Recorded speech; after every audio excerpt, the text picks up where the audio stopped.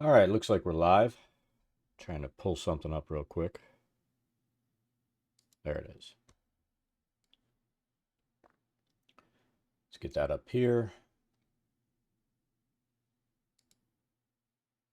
So we're going to keep working on this Avernus map. Eventually, when we're finished this level we're doing, which we're going to experiment with a few things. Um, this map has a bathhouse on top.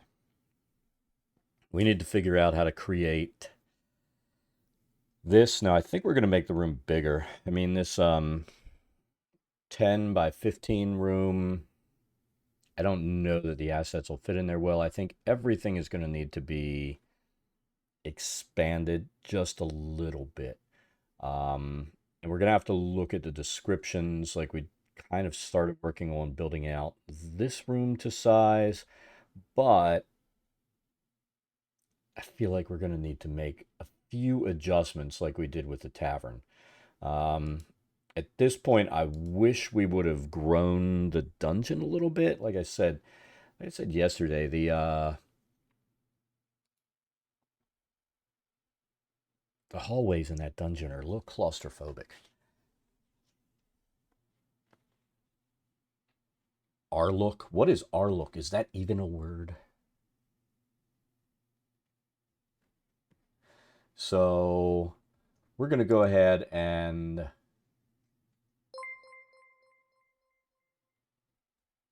Pelican, thank you for the follows. Greatly appreciated. Hope you're having an awesome day. So we're going to go ahead and see if we can't make this thing work. And I think one of the things we're going to have to do is um, experiment with how we're going to build this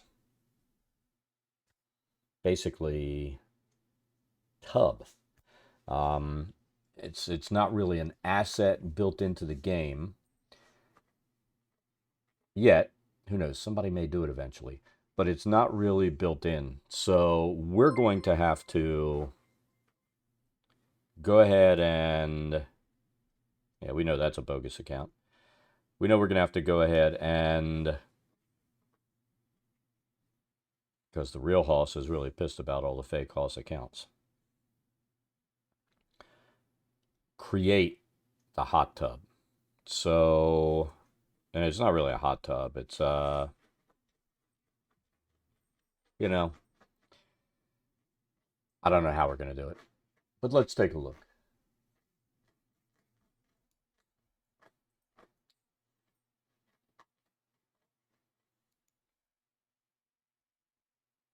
See, so Pelican, you followed and unfollowed immediately, and this Hoss account, same thing. So, to you. See, we can see these things. Doesn't bother me. You want to waste time during the day, go for it.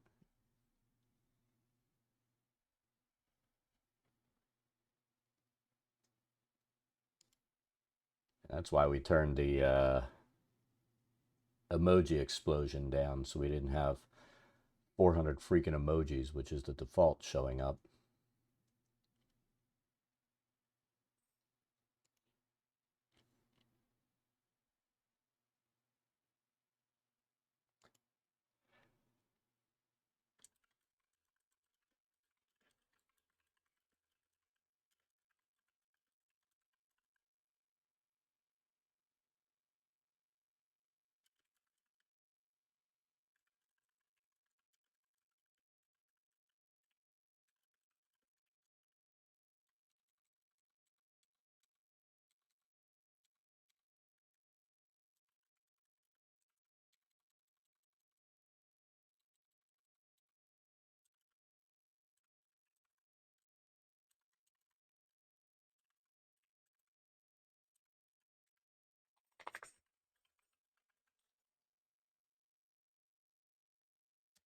Let's do that. And we're good. Good as we're going to get, let's be honest.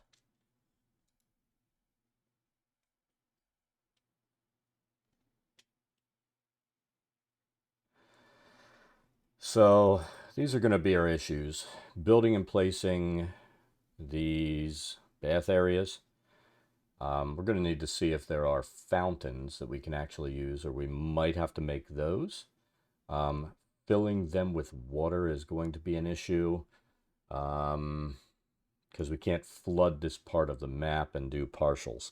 So, I mean, that's probably where it'll be nice when they eventually do it so you can block water in, which is what they're talking about. But,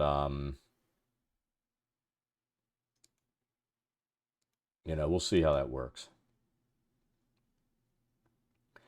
Now, I did go in last night offline and mess with this a little bit. We weren't really happy with what we laid out for this above ground portion of the map. So we demolished that and started messing with how to get these walls, you know, to work on either side of the squares, you know, and get like this 5-foot walkway, get it so we didn't have a massive area over here for the steps. Yeah, we fixed it so that, you know, the minis will be able to walk down there without bumping their heads. The weapons are another thing, but there could be some bumping happening. But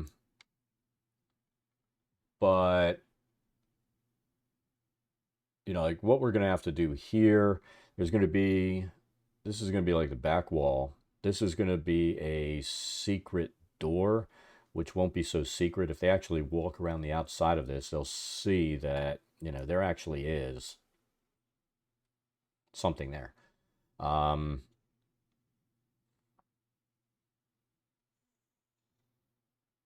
So we've got to figure out how we're going to place that so that it works right. And I think that's going to be a problem. So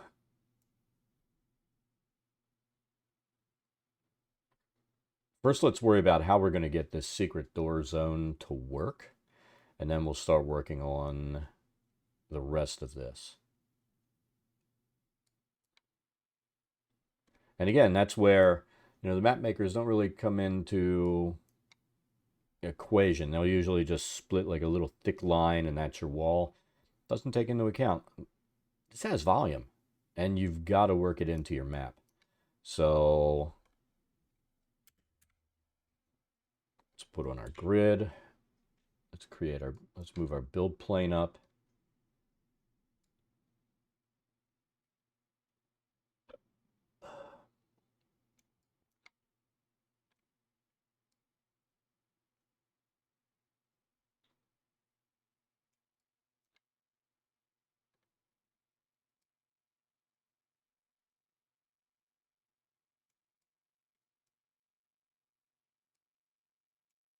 All right, that's our correct build plane.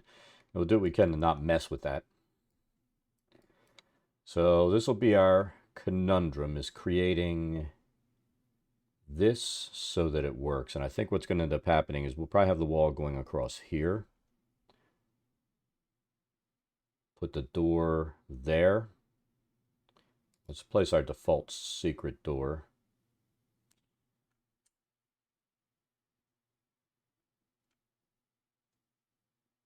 So see, if we put it there, there's no walkway, so we have to put it here. So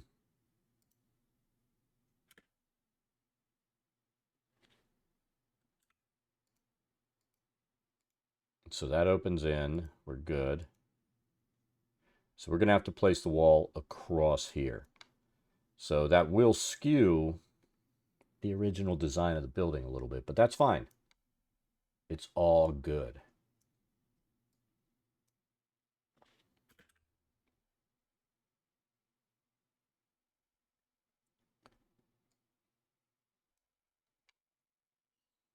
All right.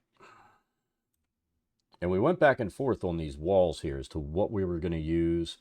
I mean, I know how I wanted it to look, and that is different from how we ended up getting it to look. So this is our zone right here where that secret door is going to be. Now, think what we're going to have to do is across here, place our wall tiles.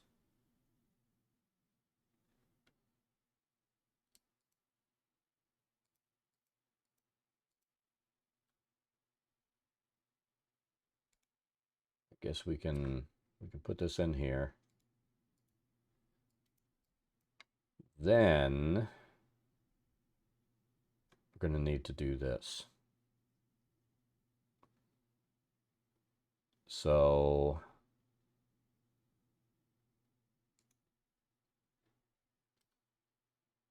place that there.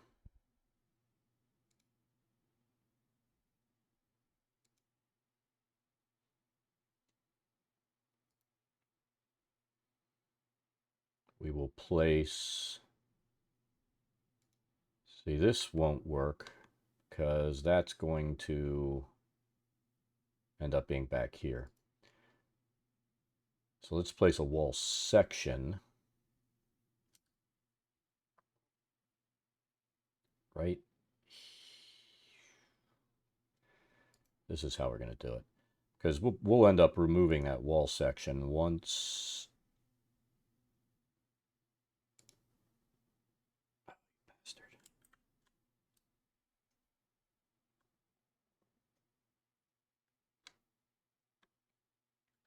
So we messed up our build plane. We like doing that. We're very good at it. So why won't this place on the side we want it to place?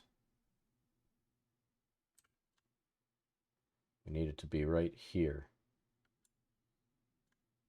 Right freaking here. See, it only places on one side. That's a problem. Is there... There we go. There we go. It was the facing portion.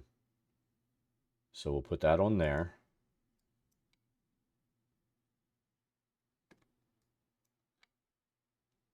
And then, you know, when they find this,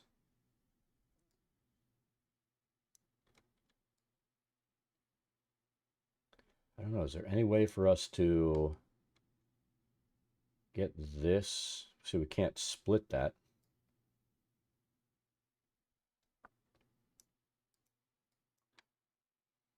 So that's going to be a little bit problematic right there. That gap.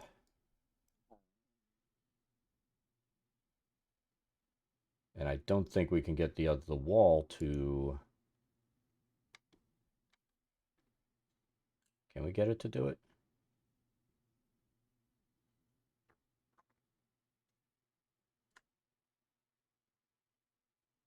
So if we place this here, what's that going to do? And it doesn't bump up against that.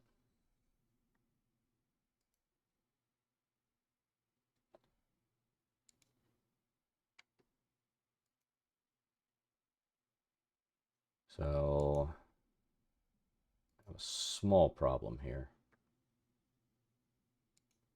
Maybe, let's see. Maybe we can get this to go there. Of course not. Why would that want to work? Yeah, that would be too perfect, wouldn't it? Get that in there. See, it forces to its, to where the square is. We can't just drop it. We can change the build plane, but we can't just drop it.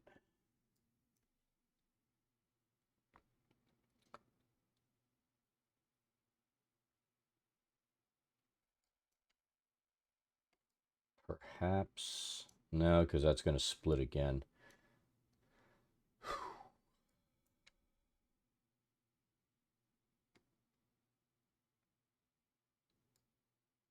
See, that is slightly problematic there, but we'll live with it.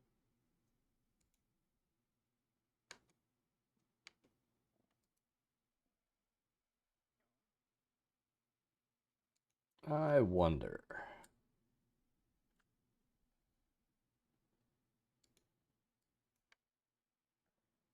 So yeah, we can take that piece up. See, and this is problematic here too.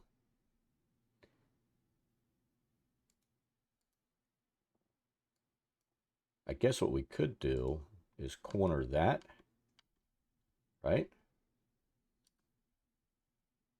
So, place a corner here, and that doesn't work.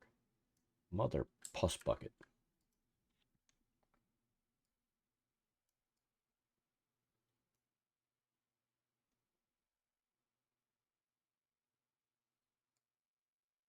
And I don't really want to do this, but let's take a look.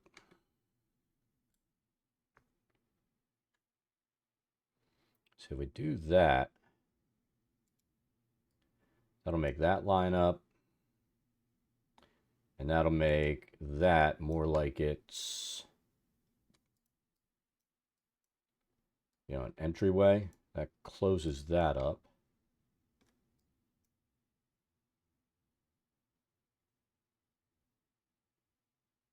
And then, so one thing that would resolve all this is, little corner pieces.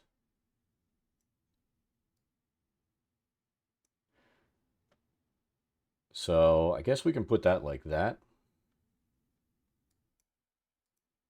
And then that takes care of, we can get rid of this and put in our window tile. We know there's a window tile. I'm not enamored with this window tile.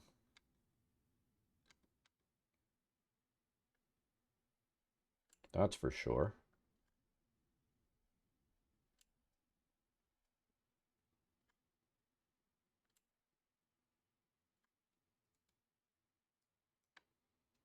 But that'll be our window tile.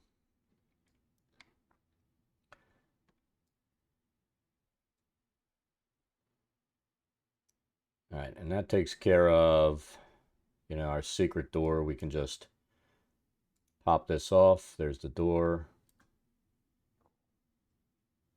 And we're good to go. Sometimes I guess you gotta live with little things like this. So this will be the office. It'll have the window in it. This office was supposed to be 2x3 to allow for the window. I think we are just going to make this room bigger. We're going to do it maybe at 2x4. I think that sounds like a plan. Or 2.5x4, because we'll put the wall over here. So let's do this.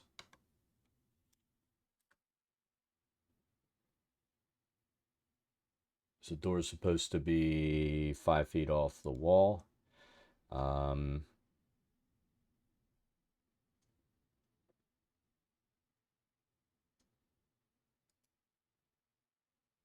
So we'll place a door here. We'll place an actual door. Let's pull one of those in that we like.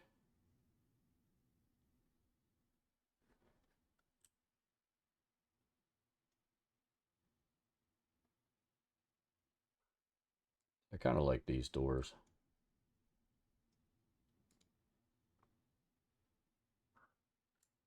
We want it to open inward, so it needs to, let's make sure that works. Yep.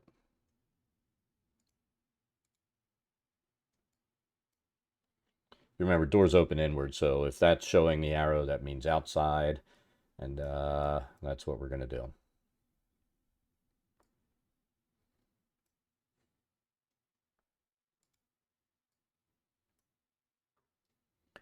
Now we need some corners set.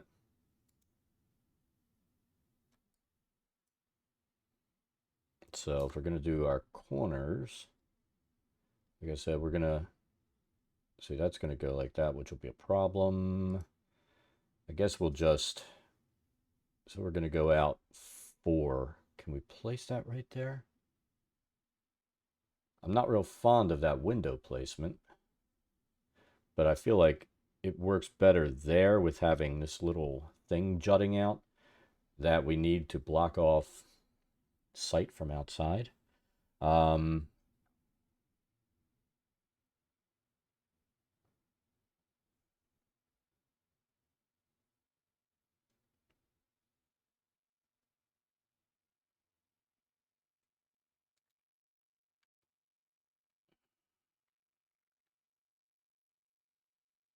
so, I mean, we could go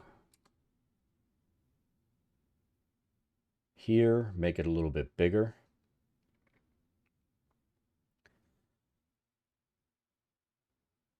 This will end up being like 4.5, right? Let's put it there.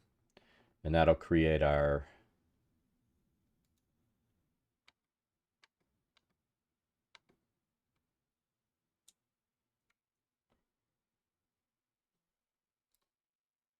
wall. So we'll put that there. Put up a corner right here.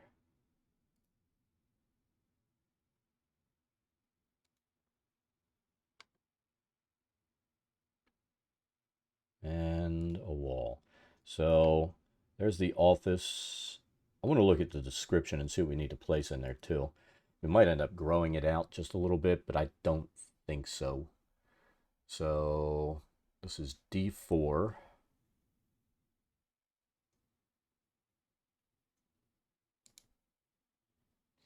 Let's pull this up and take a look at the description of that room. I know I have it up on one of my windows. I just have to figure out which one. I have way too many windows open.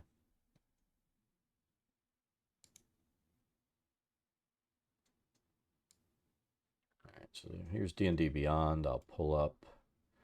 I'm in the wrong book. I'm this this window's open where it's still got our Mad Mage stuff up. I don't ever want to look at Mad Mage maps again. I I don't think I'll worry. You know what? We might 3D map them, but I want to make sure they're playable, which they will be because those hallways are all 10-foot hallways. There's no such thing as a 5-foot hallway anywhere in there. Gives you a lot of room to play.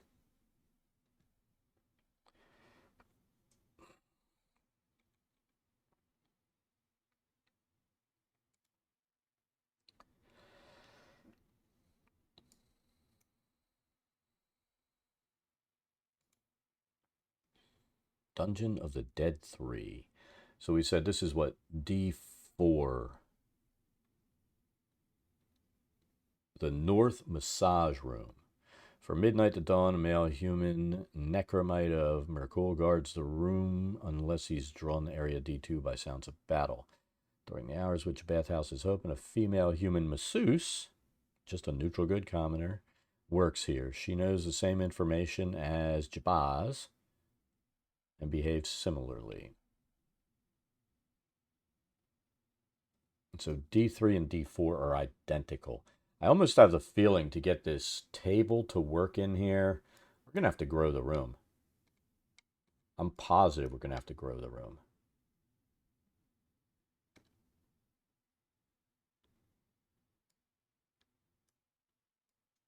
You know, the rooms have to be playable. You've got to be able to walk in. There's going to be a table in the middle. This 2x4 room, let's look. We're going to throw a table down, right? Let's throw a table. And let's actually take a look at what we're looking at here. So, I mean, that's the size of a, just a normal table. That would be what? A 10-foot table? Let's see. This is a little over 5 feet. Can we put this in here?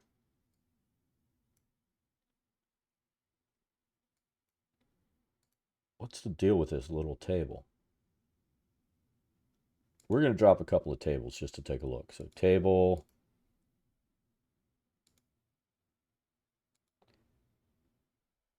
See, that's more like a side table. It's not even the right height. So we can't use this table. That would fit well.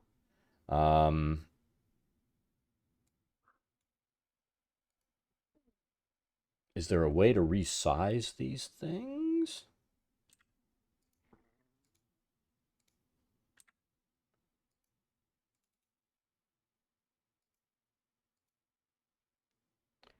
See, I don't think we can resize that asset. So, yeah, we can't use this. Let's delete it.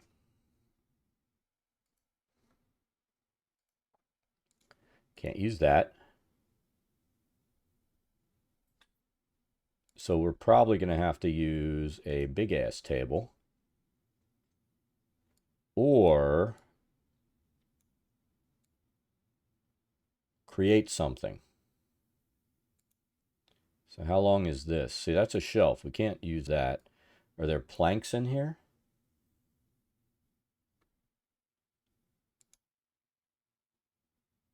Let's see if there are any wood planks or anything like that. Grave. Farm.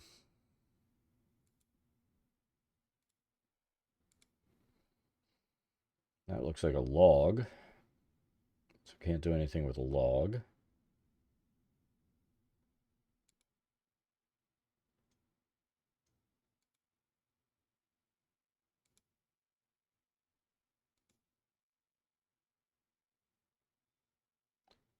So, I mean, I kind of want to build the table.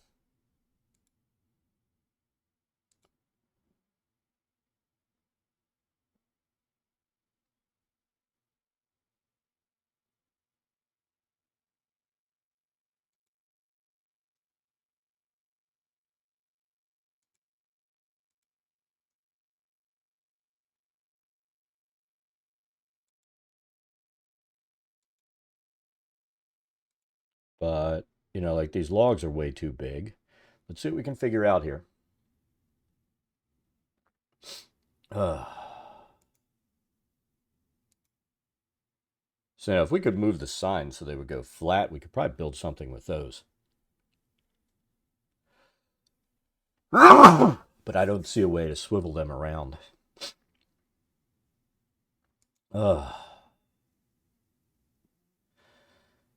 We could put a masseuse table down or a sacrificial altar thing down. That would be mildly amusing, right?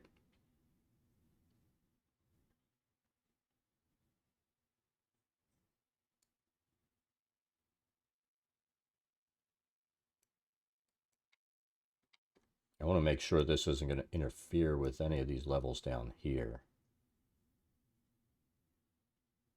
It shouldn't.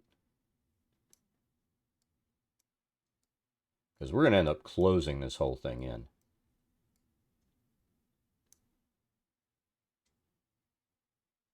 The guillotine masseuse table, we could do that.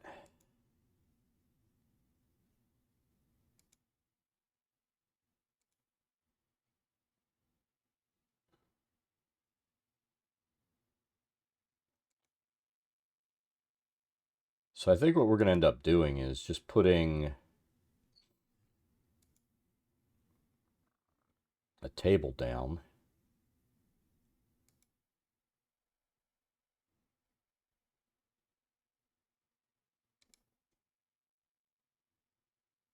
And that'll be the masseuse table. So, tell you what, let's do this. Everything else here is going to need to be in line with that. We can always shrink this.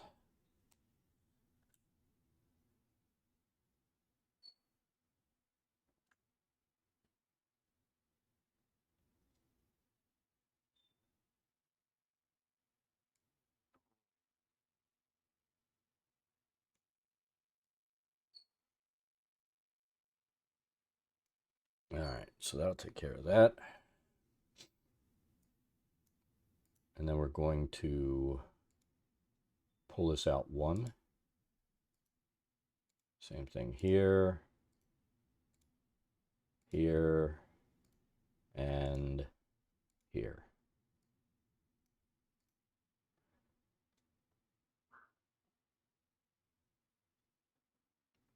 And let's place this here, or not.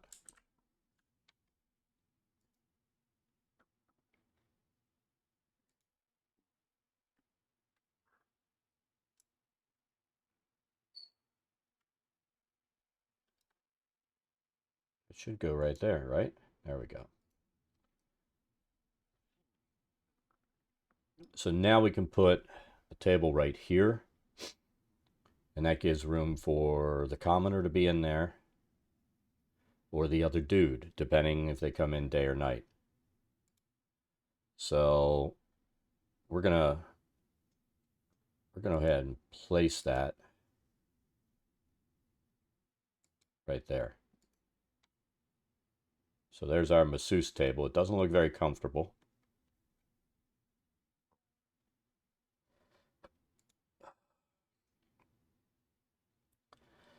Be nice if they had a bed.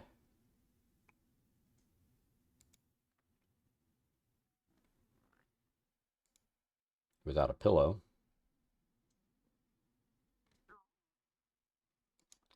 I guess what we could maybe do is, let's take a look. See, that is so small. And that table is way too big.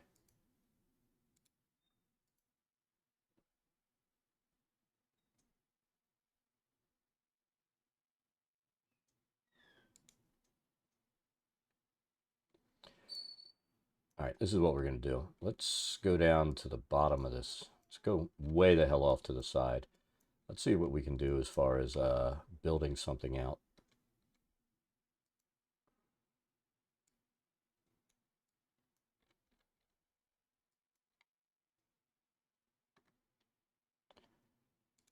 All right.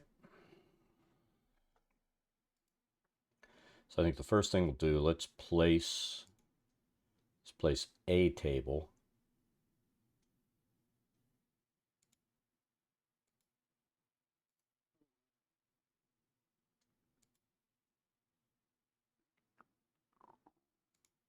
And then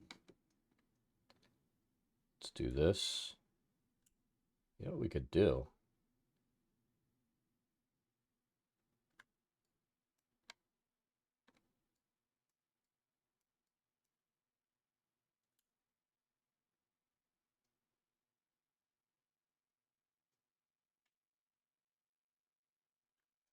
I wonder what would happen if we did this.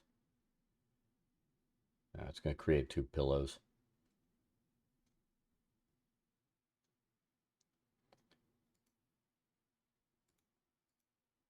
So let's see what else we could possibly do.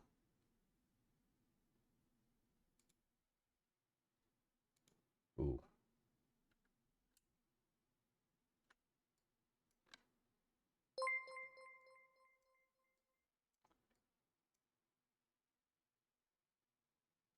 Thank you for the follow. Hope you're having an awesome day. How are you doing this fine day?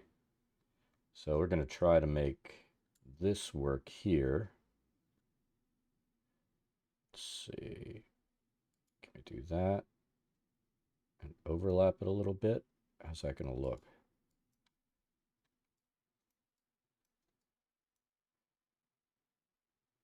That could maybe be a massage table, or what does this look like? So we could, like there, and there, and have like, is it multi-leveling on us?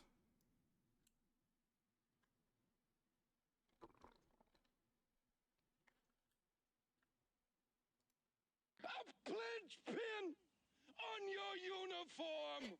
It doesn't like sitting up. So I don't think that looks like a comfortable massage table there. So I think what we'll do is what we were looking at before, And let's place this on there.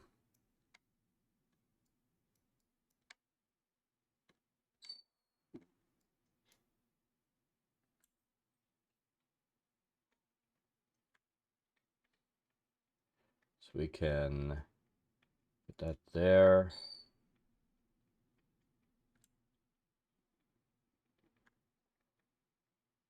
See, I think the issue is going to be, no matter what, those edges are going to be a little funky.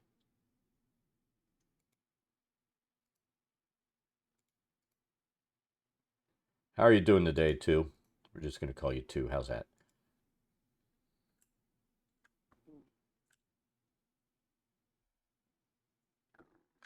So let's see if this will cooperate. So we can go there. And see, that's messing with those cushions there, but does that center up?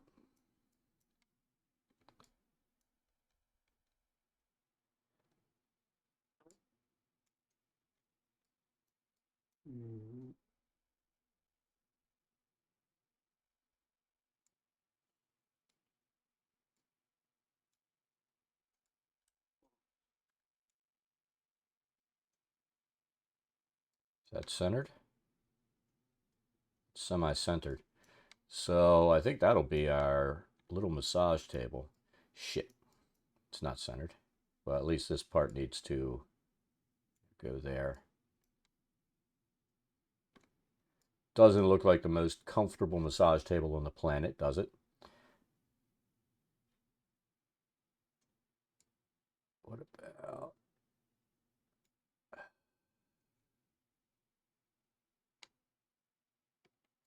And again, it's not centered, so that's going to bother us a little bit.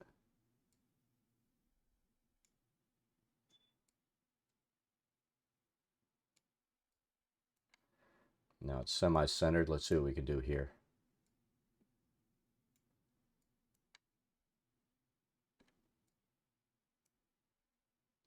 A pledge pin on your uniform. All right, so let's select this.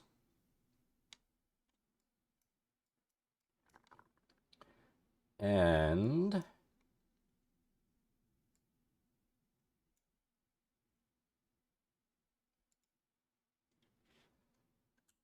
copy it. And let's see if we can place it and how it looks.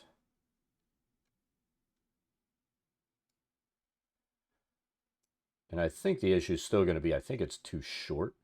I mean, those are 5-foot squares, so that's going to end up being, but it's low to the ground, which is a little problematic. We'll center that in the room, right about there. Let's take a look.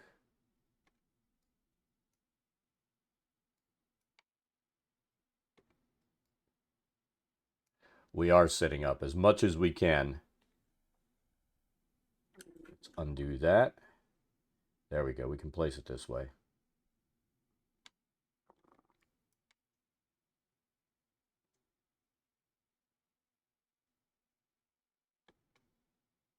Put that there.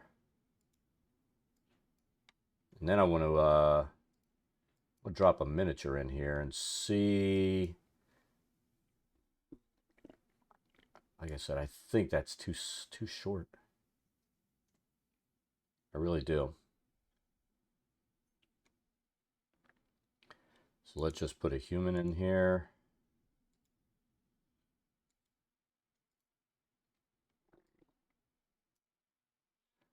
Turn off build mode. And how tall is that compared to them? You know what? That'll work. I think that'll work. So we just need to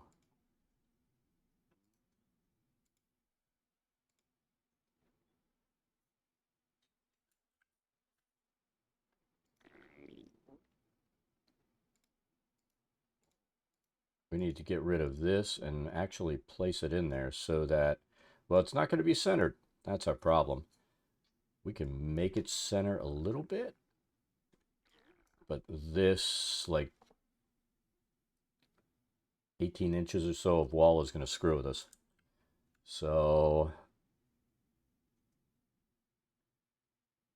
that's about as center as it's going to get. Maybe. Yeah, it's not bad. So that's where it's going to go. And then we need to build another room just like this, and we'll bring that in. So that's our massage table. And that's the only thing in that room, I think. I thought that was an office for some reason, but it's a masseuse room. A massage room.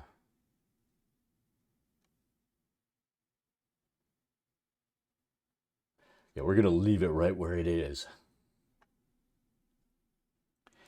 You know me, I'm uptight because it can't just fit in between the squares because of that little thing over there. I'm also uptight because, you know, we ended up having to, this is supposed to be a 2x6 room, and there's no way you can fit this in here and allow miniatures to come in and walk around. So we had to blow the room up.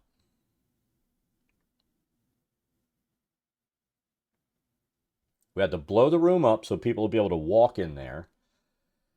And, you know, now it's as close to, you know, what we want as we can get. I think the only issue is going to be, let's, you know what, I want to do something.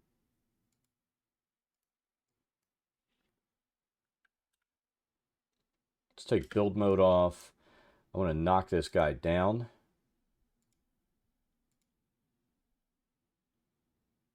Is he going to fit on there?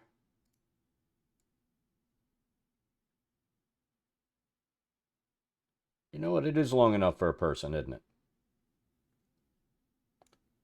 There we go. He's getting a massage. So that works. Let's see, can we get it to work just right?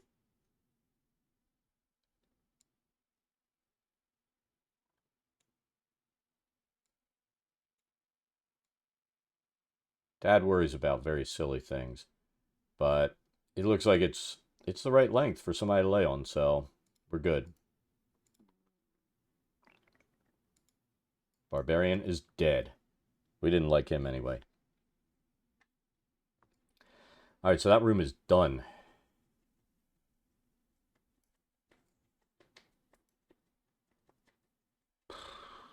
This is going to cause me mental anguish right here.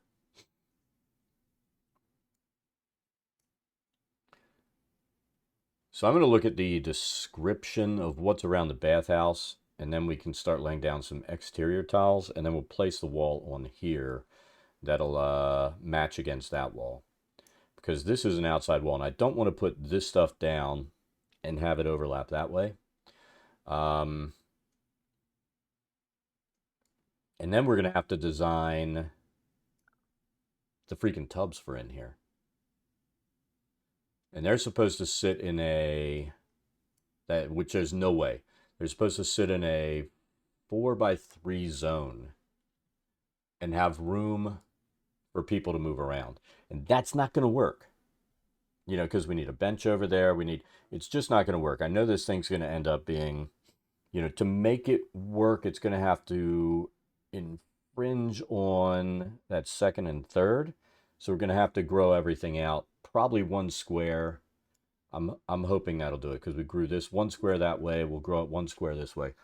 So we'll turn that into a 4x5 area here. You know, counting this, not the wall.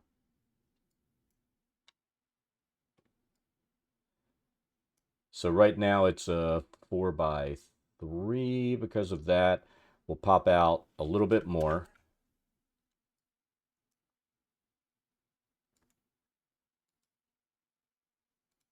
Now, like I said, the issue that I have with this stuff is, you know, fucking map designers don't take into account space.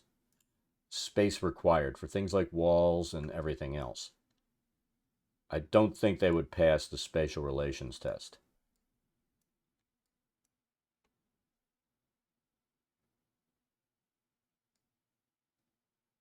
All right, so that would bring us down to there. Then there's going to be another office, which means, let's see, that one's a, well, not another office. That's going to be another zone that is just like this. And we turn that into what? 4x3. So let's lay that out and leave the wall zones down. I think this is how we're going to have to approach doing these maps. Is, you know, getting these things lined up and leaving space in between for walls. I think that is exactly how we're going to have to start working these maps out. And think about what's in there so that somebody can actually stand in the room. So this is where a wall is going to have to go. And we'll decide which side it's going to go on. But this is the actual playable area. And then this zone here, we made 5 long by 4 wide, so we need the same thing here. Another 5 long by 4 wide, and this is gonna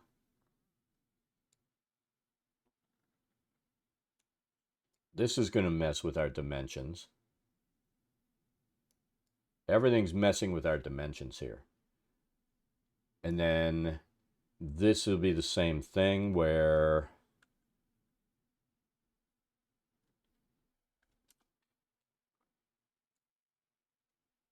five long by 4 wide. That's the other tub zone. And this is all open area here.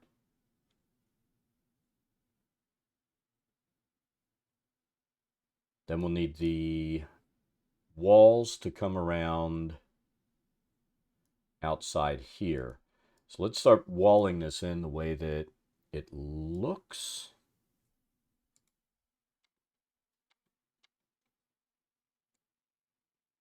So there's that. And actually, no, there's not that.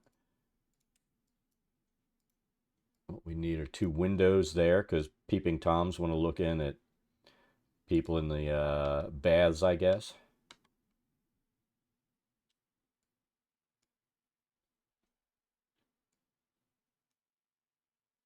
Come on, you bastard. So there's that. There's no window on the front. It'll be the same thing down here with window, window, right? Directly across from that. So that works. No window on the front.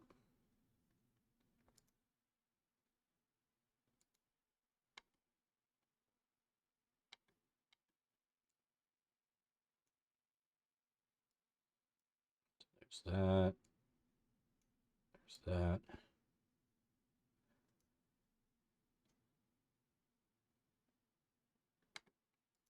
We only need a 5-foot bump in here. So there and there. So this thing will be wide open when we're done. And that's what we're looking for is, we're going to throw our walls down there. I think we're slowly starting to get what we need to do to make this thing work and create our rooms. Tempest Fugitive, thank you for the follow. Hope you're having an awesome day.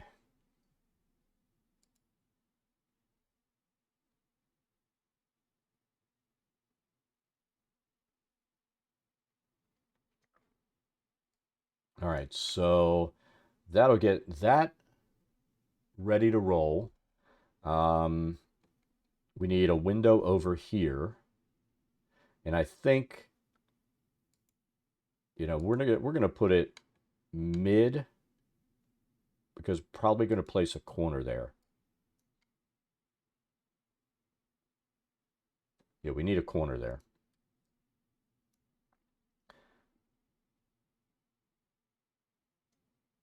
So let's find our corner piece.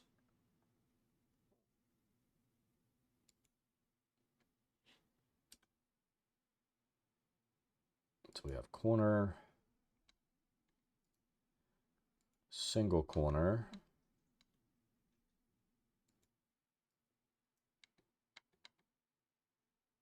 corner, corner, and corner. All right. Then it'll need to...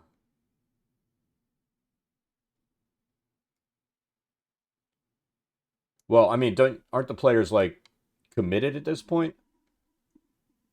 And when I say committed, haven't they committed to playing?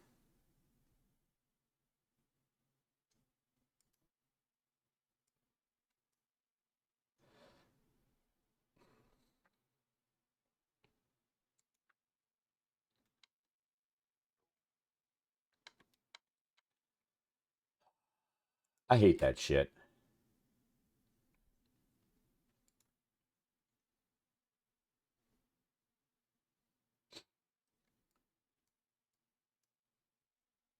I tell you what, and I know that your situation's a little bit different with these players. A long time ago, what I decided to do, I didn't say, DM looking to run and then get people to come in. We had one debacle where I tried to do it that way, and what ended up happening was herding cats. Trying to get these people to commit to a time. And it was so beyond stupid. I mean, I was ready to lose my fucking shit. I was pissed. Um, but after that, my approach to setting up a game now is, I want to run an online game. This is when I'm going to run it. This is the day of the week. If you're interested, let me know. And I tell you what, it makes me a much happier DM because it shouldn't be I mean, you're the one running it and getting things set up. They kind of need to work around your fucking schedule. You know what I mean?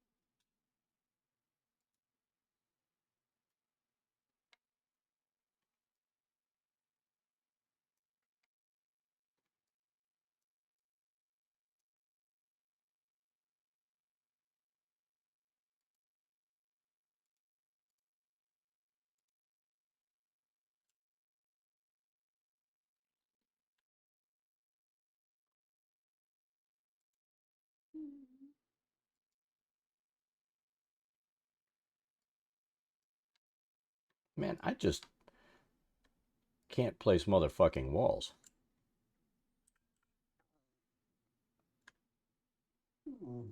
Oh my god. Tessa's just here. I don't even know if you can hear her, but she just keeps going. She's cracking me up. She is so dramatic.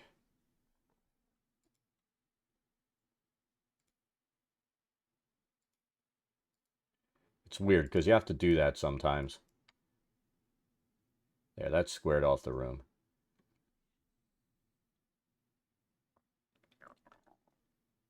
Yeah, three's doable. I mean, sometimes if you have three that can play, I'll do a DM no-no. And you know what that is, right? The DM no-no would be throw in an NPC and let them go along and just do minimal stuff. Don't even worry about saving them. Let them die on their own, but it gives them a minor chance.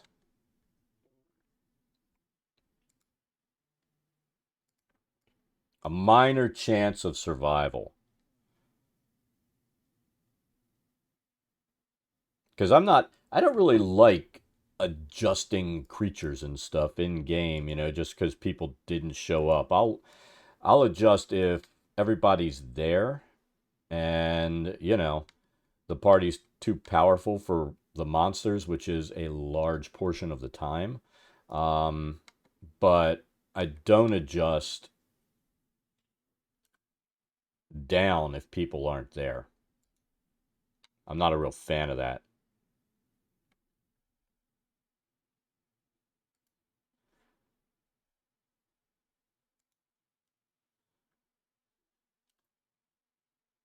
But I've been pretty lucky, when I've set up groups in the past where everybody shows up.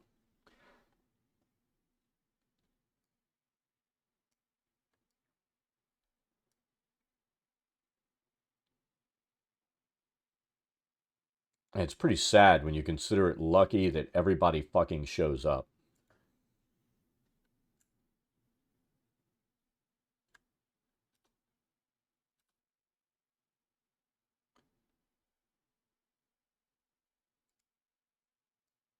I mean, if you can't tell, my personality is pretty much, if I have something scheduled, I will always be on time, and I kind of expect the same thing out of other people. I think I've said before, if I'm on time, I'm late. You know, if something starts at 5, I need to be there by like quarter of. If I'm not early, I'm late. And that's also a rule that I place inside of games when I play them. If we have a start time of 7 o'clock, that's when we start. So people need to be there 10, 15 minutes early so that we can get ready. Any stupid chit chat that they want to do beforehand, all the stuff that has nothing to do with playing the game, that needs to be taken care of beforehand, not during game time.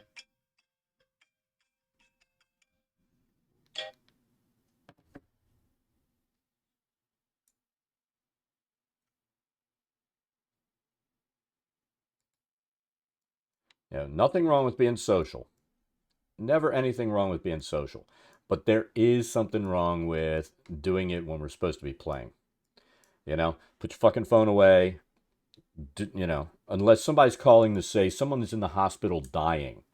Um, you better not be on your fucking phone, texting or anything else, because I will toss your ass from the table.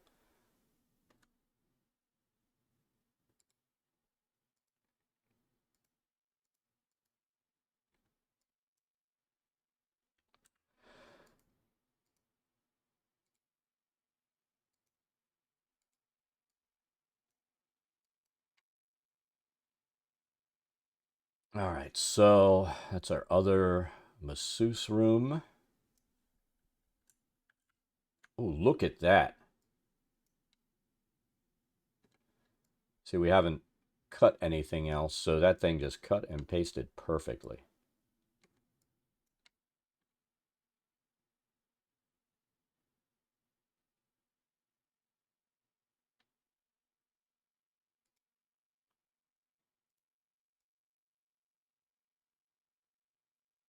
I don't even care. We're going to leave it like that.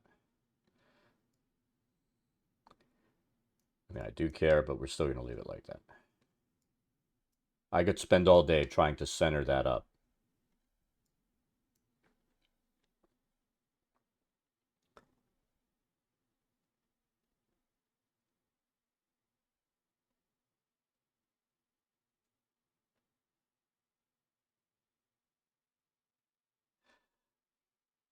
I mean, if you run in session 0, this is this is what I've always done because you've got new players, right? I'll build a really small map set it up inside of Foundry, and I'll set up a minor skirmish, right? And it'll be their first time logging in and using Foundry. I'm pretty sure, right? So they'll create their characters. I import it from D&D Beyond, and then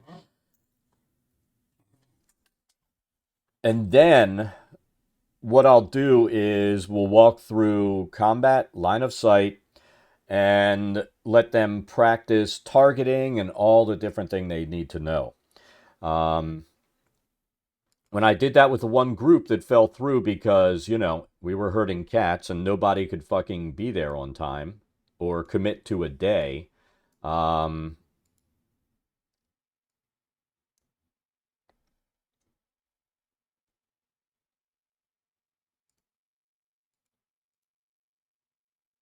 but it took them like 2 hours to build characters.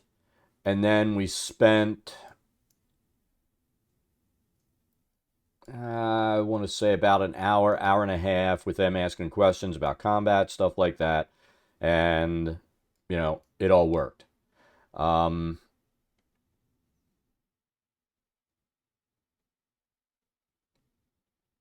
but I mean, that's pretty much a typical session zero.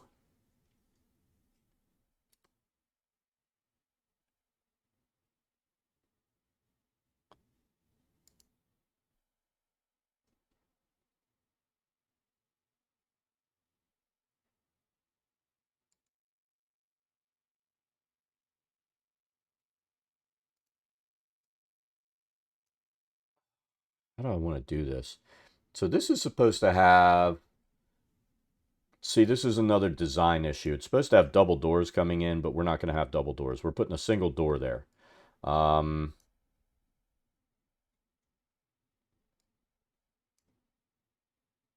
and there's nothing I can do about that.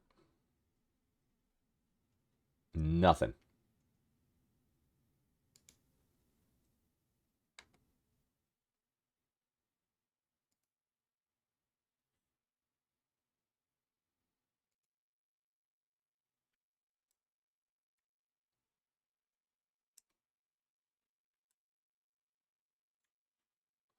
So we're going to go here and here. And then we'll go there and there. And we'll put a single door there.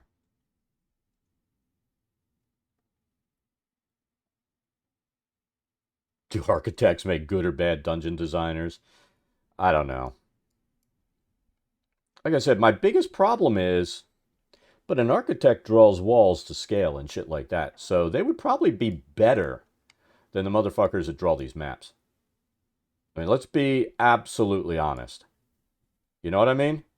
They understand that things take up volume.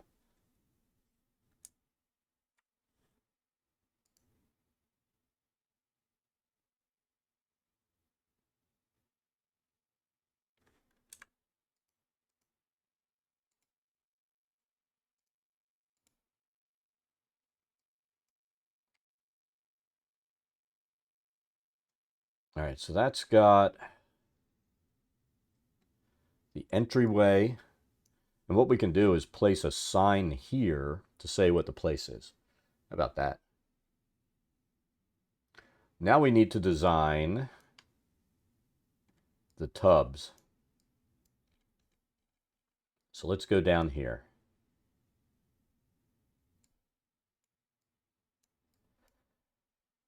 And so those things are supposed to be 10 feet long, about 6 feet wide.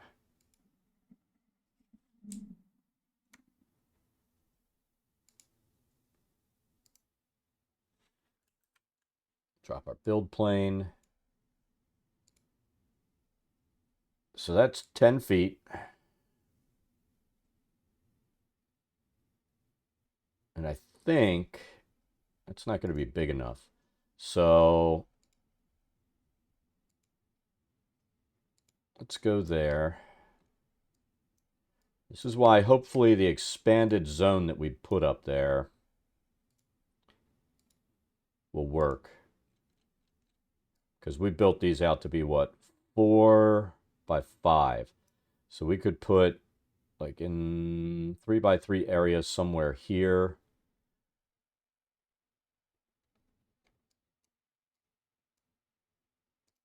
And I don't think I'm going to build it on here. I almost thought, you know what, let's put it on there. But I don't think we're going to do that.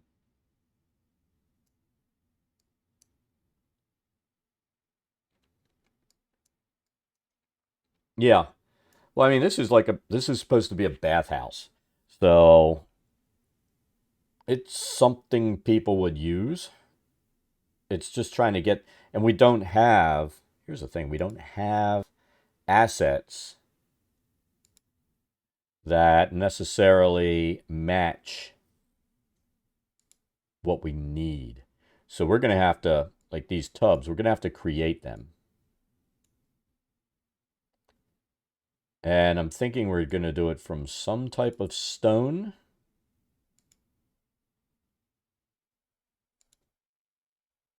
But I need to find some building materials that'll work for that.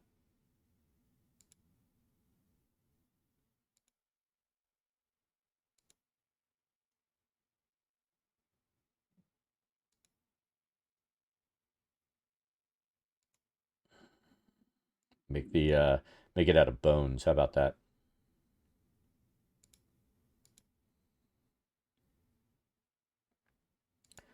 Miscellaneous exterior. I just figured out the other day that you can drag this slider. Makes life easier. How big is that? So we just need some stones, not necessarily like this, because this isn't going to really work.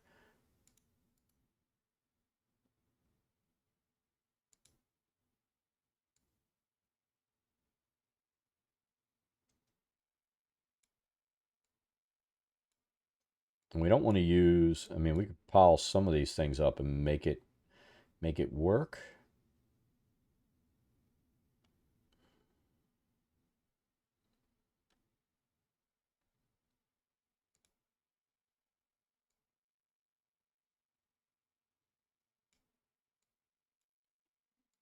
So I really want to turn it, I really want to make it work with stone, so it's like brick.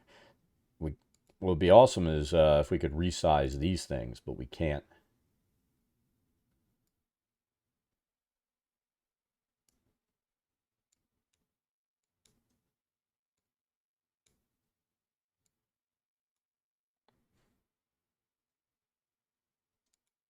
Cavern, nope.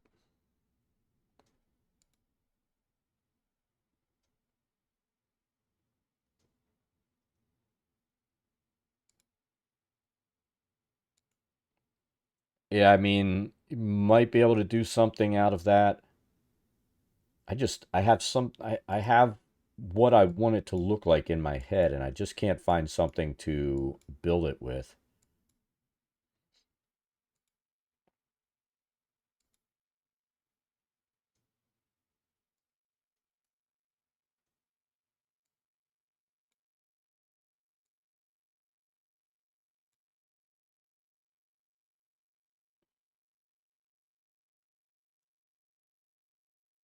Um, to some extent, yes, but all right, so here's the issue that you're going to have. You can import a bunch of stuff. You have to mod it and then set stuff up and be able to pull it in.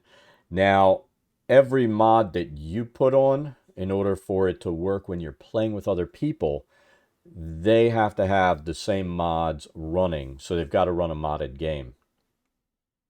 Um, so that in and of itself is going to be a problem, especially if you have, and I'm going to use my Wednesday group as an example because they are, no, there's, oh, I set up a modded version to see how it would look, and it keeps giving this error down on the script screen off to the left that is endless. So I'm not going to run it because I don't like seeing that. Um, where is... Hold on a second. Yeah, it's like it uses R2 Modman, and I forget where the site is that I picked that up. Um, but yeah, that did not work exceedingly well when you keep getting a streaming error message.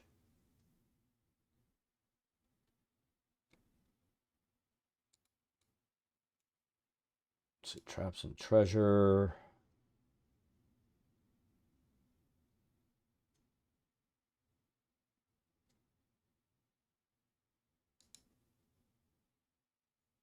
Yeah, it was like a really weird message too, and I'm like, you know what? That is not going to cut it. See, I mean, if we really wanted to, we could use dirt and build it up, but that's going to be too big too. Now, I guess the other thing that we could do is find something.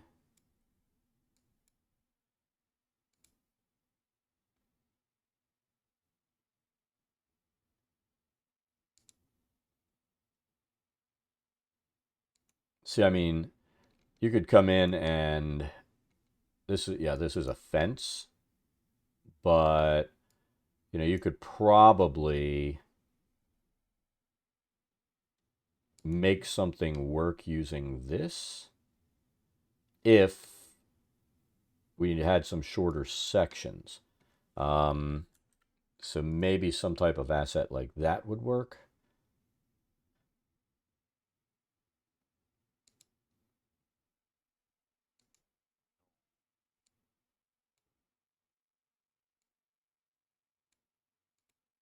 What is that?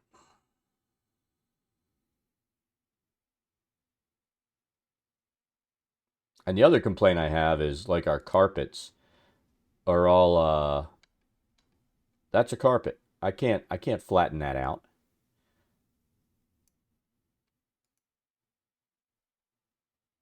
But it seems to me that I've seen that. No, you know what? I bet what I've seen is this, and then they've dropped it down into the floor to make it work.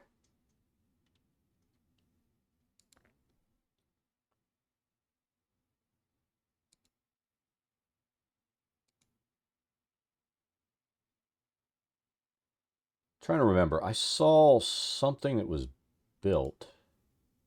Let me see if I can find that. It was like some weird asset in here. Miscellaneous interior.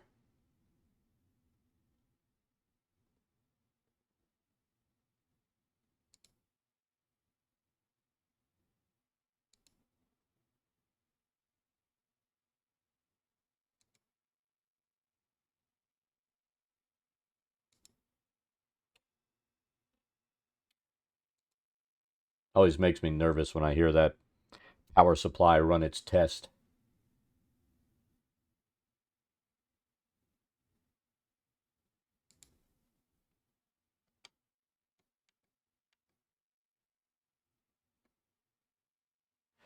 I mean, I've seen some stuff where like people would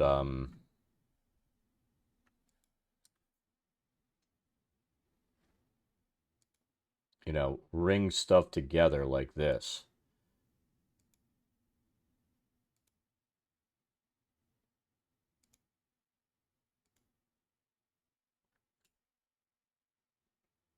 in order to make it work.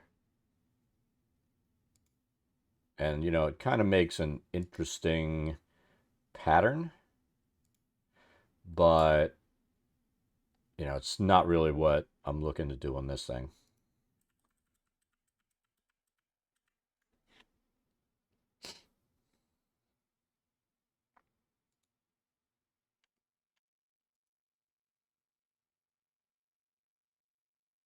Seeing like that log on the interior assets, that's going to be an issue because I need it to be longer than it is wide. Yeah. Right now, it's the pain of, how am I going to make this thing fucking work?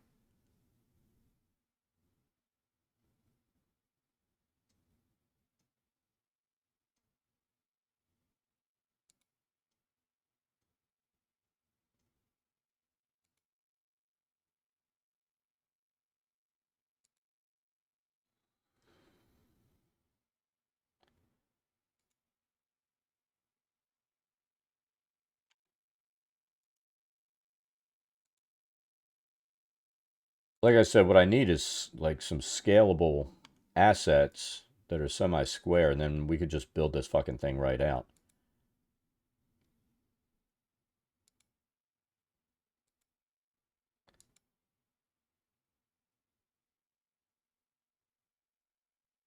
Or the ability to also have something like the building blocks so they can be rotated and scaled.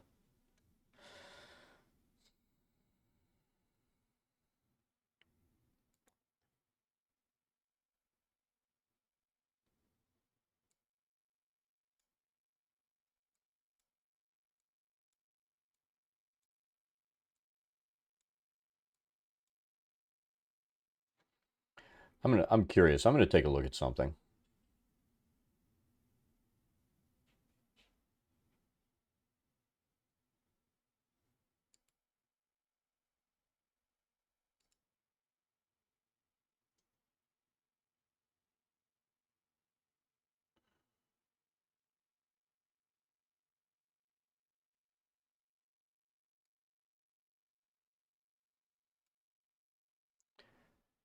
Let's see.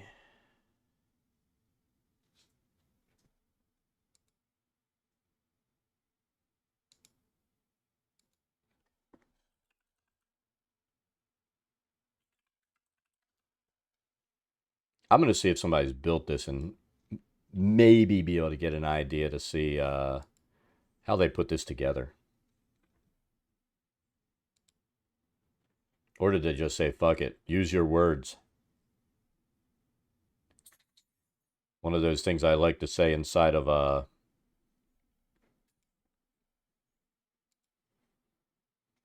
so this is Descent into Avernus.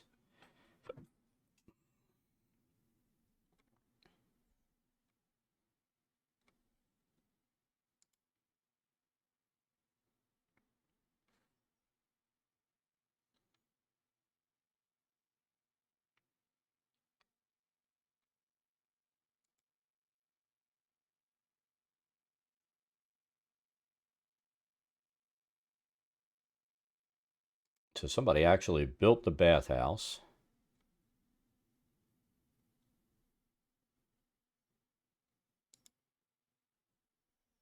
We're going to take a look at it.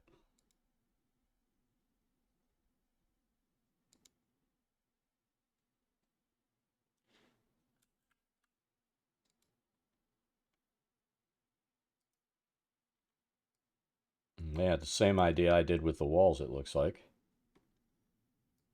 But that's not what we're curious about. Is it?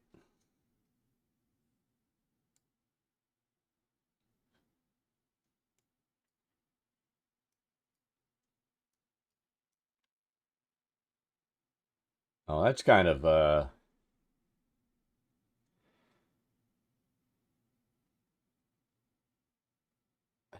cheesing out on it.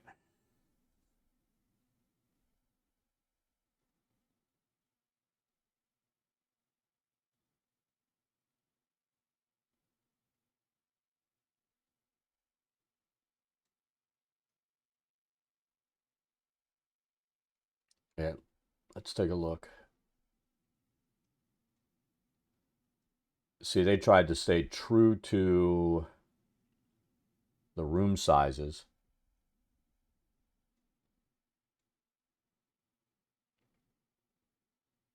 And that's why they ended up with these awkward sizes where it didn't match what it's supposed to be.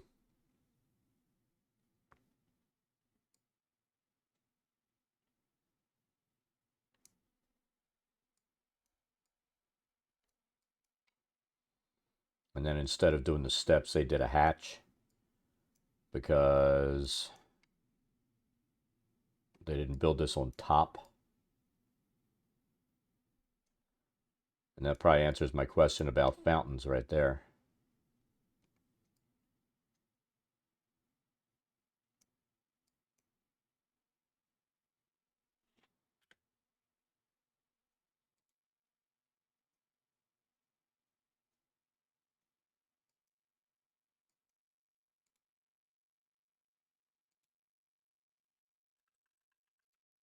All right, so that's how they did it.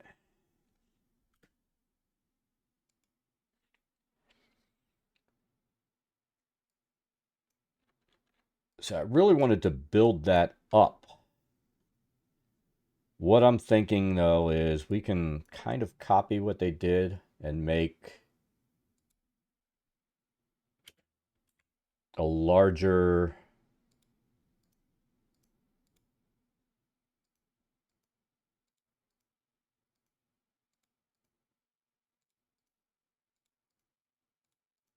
oops.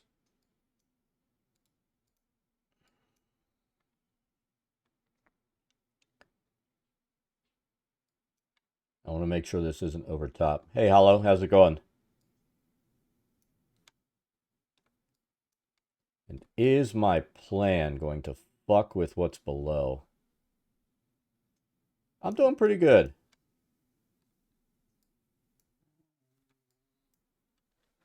Right now, we're not happy with this bathhouse, but we might have a plan. Not a good plan, but a plan. And that's all you can ask for, right?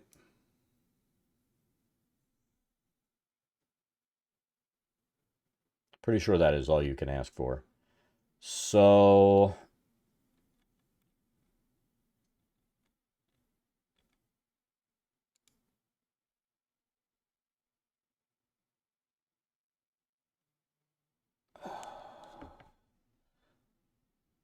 arriving tomorrow. I have a question for you, Hollow. So, I loaded in a couple of mods, which I'm not running the modded version right now. I wanted to mess with, I know you did the one thing where you can have your reference map as a background to start building up the walls and shit around. But what I saw, you know, your window over there that shows your runtime going, is this weird something about missing L or whatever, and it just keeps going and streaming down forever with a constant error message. Have you seen that? So I am nervous to run something when I get this weird constant error message. Here you go. Let's do this. Let's back out of here. We'll come back in. We've decided what we're going to do for our bathhouse. Let's exit to desktop. All right. Let's do that. Let's do that.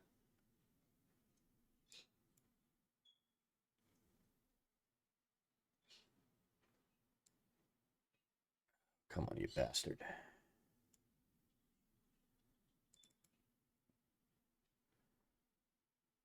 All right, bear with me, and I'm going to start it up.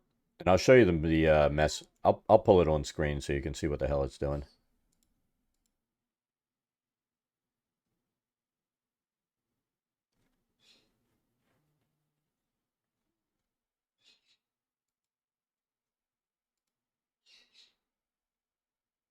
I'll enable that. And let's do this.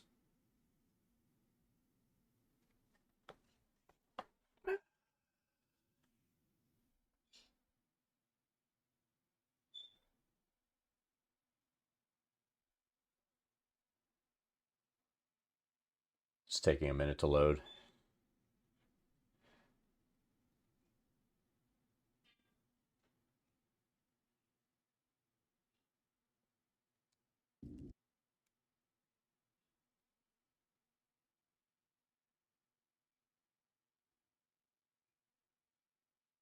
All right, so I'm going to load.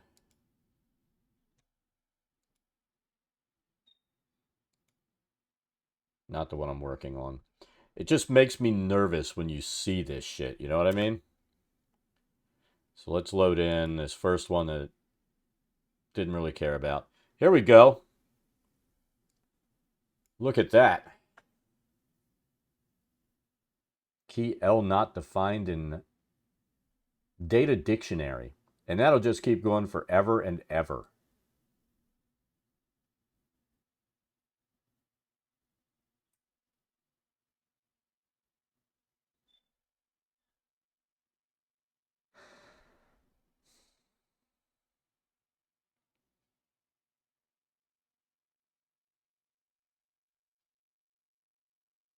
So,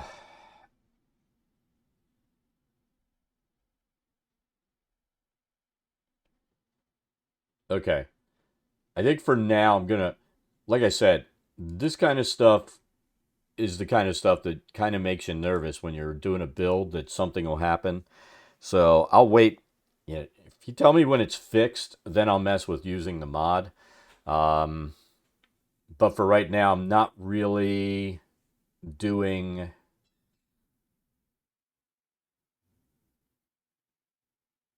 Where is that?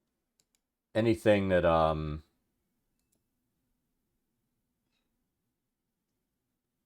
the hell just happened there? 99 little bugs. Yeah, it's always something, right?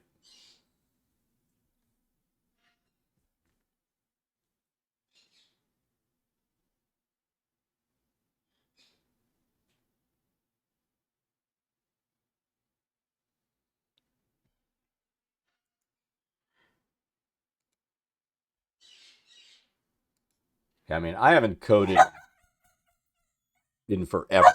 Wait, hold on. I'm gonna let her out because she's crazy. Mama's home. Everybody go. Do what you're gonna do. The boys are out of the room too. Jesus Christ.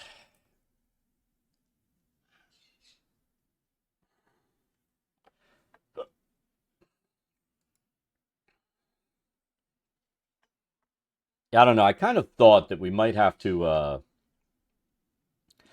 do a hole in the floor.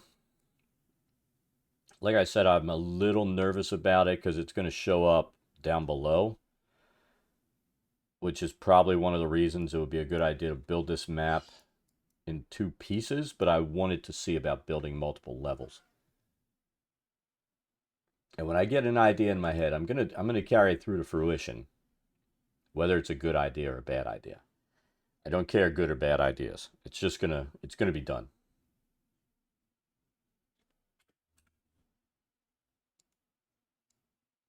But I feel like this is probably, the only way we can make this work. I was hoping we could build something, but no, that's not a thing as far as I see right now. So let's do this. Yeah, man, Tessa's crazy. She will damage your eardrums.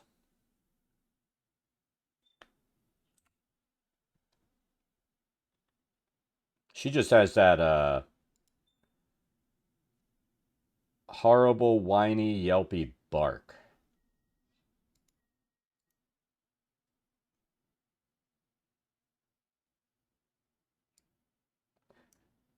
I thought there was something in there that you could use to make bag of holding kind of work.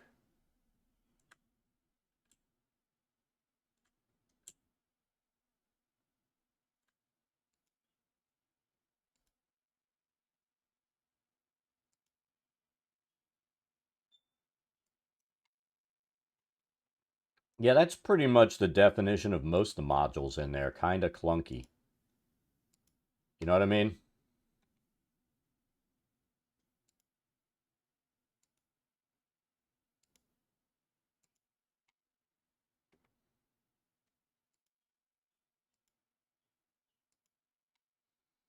And there are times when some of those modules, when they get clunky, it's game breaking.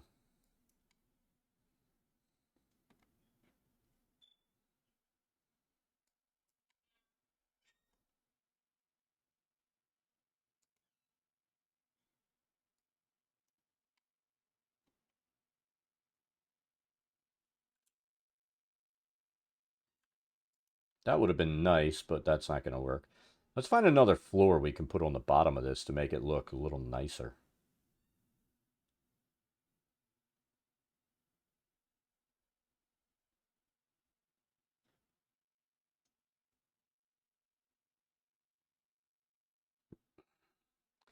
Yeah, and then I don't want to do that much work. I'm going to be honest. I don't want to do that much work if I'm setting up something like that. Call me crazy, but that's just not my thing.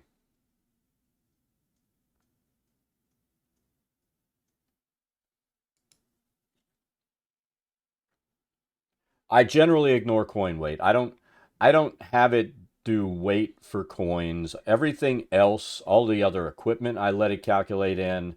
Um, and here's the thing. I will oftentimes go on the assumption that my party converts their gold to gems. And that's always been my suggestion to them, convert your gold to gems and then life is easy. Otherwise, you're going to be fucked. And so I let them do that so that we don't have to worry about coins. Yeah.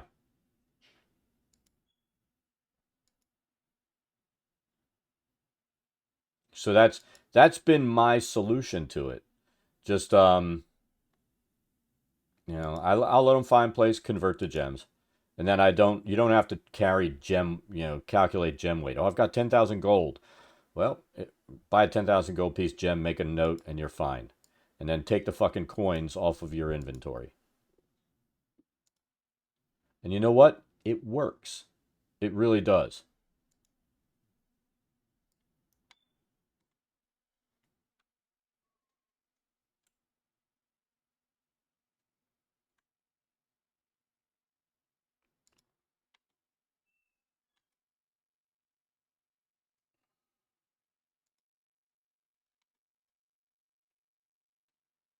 Hey, that's one of the things that as a DM I try to be nice about with them so that they're not always encumbered.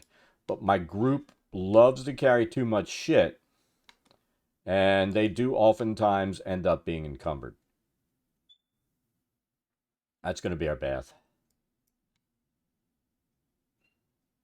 Well, it's a matter of finding a bag of holding.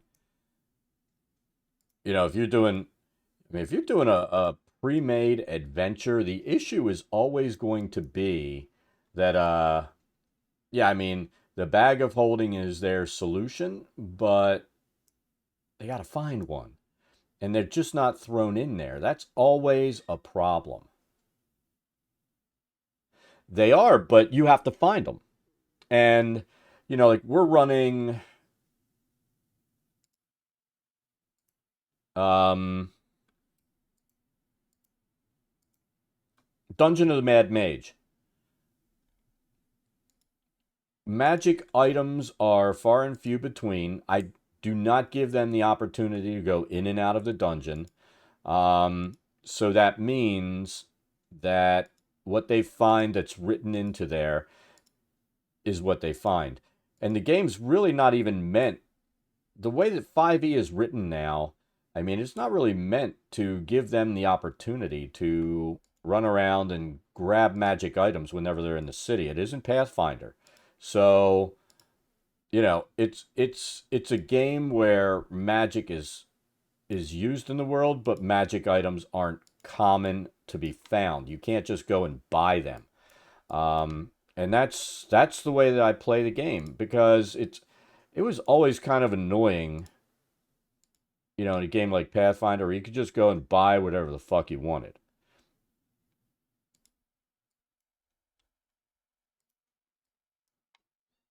It does, but the items just aren't there.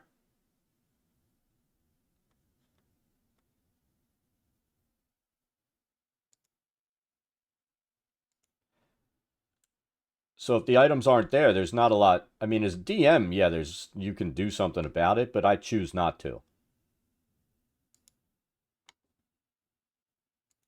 The only thing that I'll make available on a regular basis for my players, if they go to a shop and they're like, do they have healing potions? I'll roll to see how many they have, and I'll let them buy some healing potions. Um, Other than that, yeah, they're not going to find a bunch of stuff. I'm just not a fan of throwing magic items at characters. Oh, can I buy this plus weapon or whatever? No, you can't.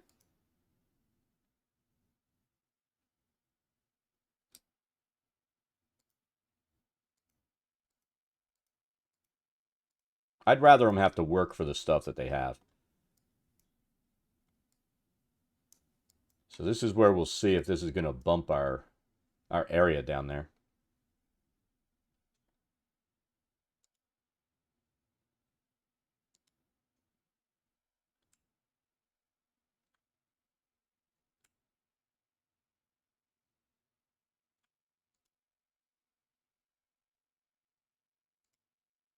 And I feel like this is a personal opinion. It's not a good DM decision to just throw magic items at characters.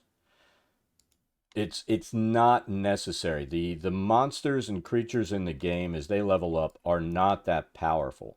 I mean, you really have to blow up stats on things and do some crazy shit to even put the characters in jeopardy unless they do something really stupid.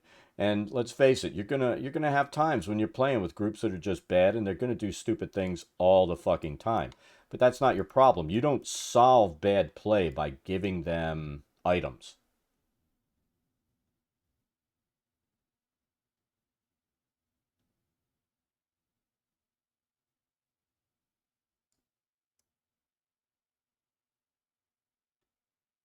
Well, I just did. I mean, they've run in the rooms where there are,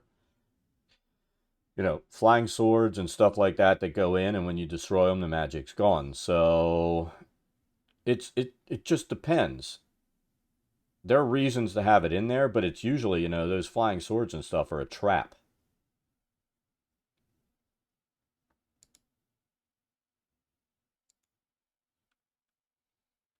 It's not it's not an item that is just floating around that they're going to have.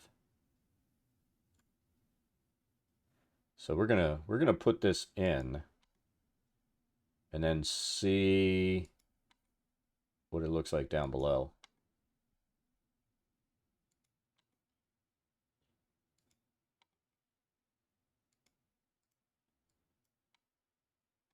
Did that screw with our building?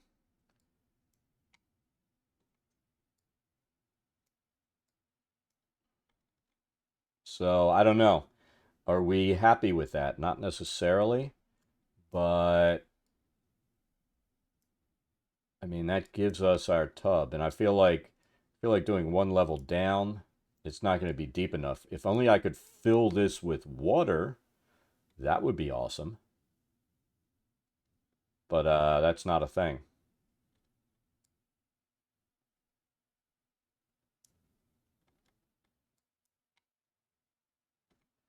I mean, every DM's gonna got to run the game, their own game, the way they want to run it.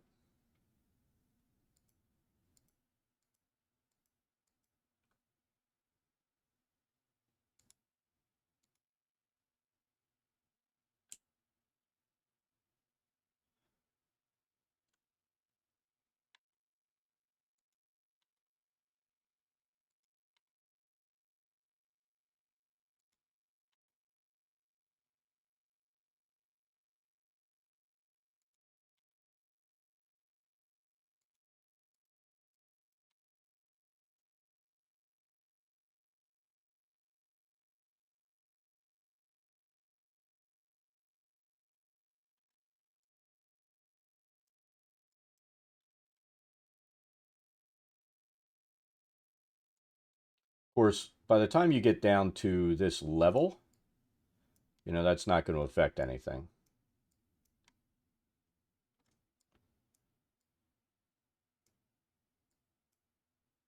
Big thing with this build was getting it to where, you know, this was flooded to the level it needs to be, and everything else that's dry, where you've got the steps going up and down. I wanted that water to work properly. And yeah, the places that are supposed to be flooded are flooded, and the places that aren't are not. So, you know, that gets us where we need to be right there. And I'm fine with that thing being up top. And we're going to end up closing and boxing this thing in when we're done.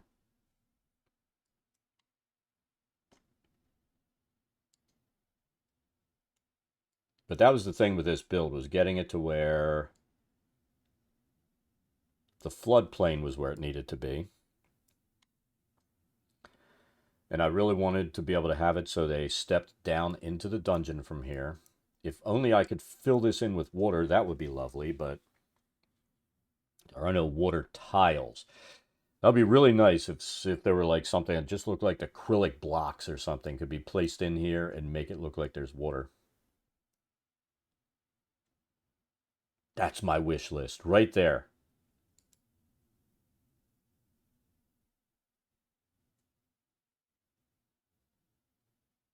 I still would like to have a little something there.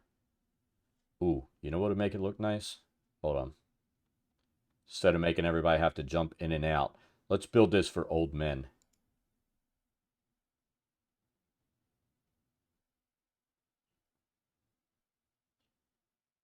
Let's put in here what Dad would need to get in. And you know what we're talking about.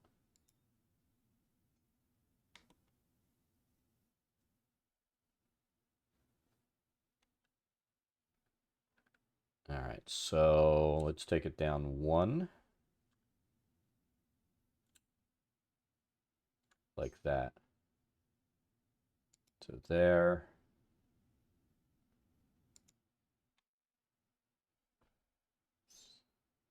Yeah, if you're an old guy, you know what I'm talking about, man.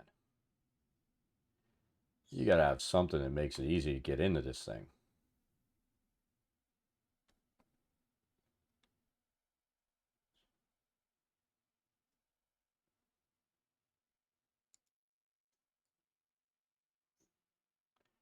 In fact, we'll take one of those steps out. We'll just have a single step going in.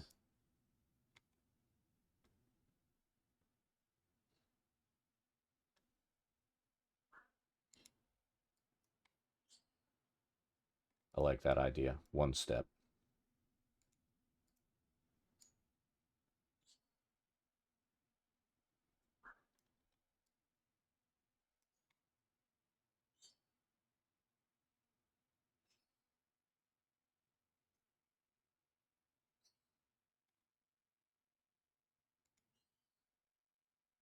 We want to keep this consistent too.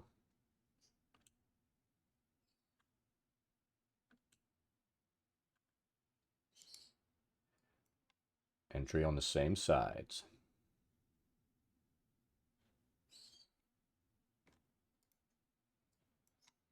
All right, so that takes care of the baths.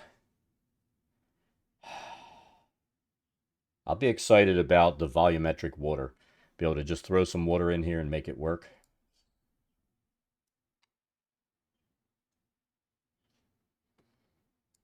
So there's our interior kind of set. Let's build up this top. And I tell you what, we're gonna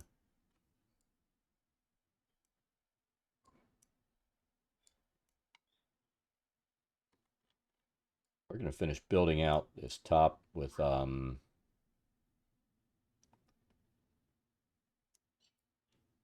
the ground and all.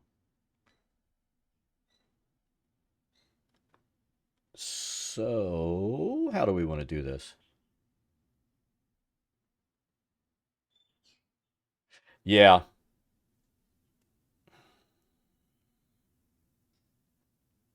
I had to move it. You thought it was dead pixel. I had to move it the other day. You know, and every time you do that, let's see it.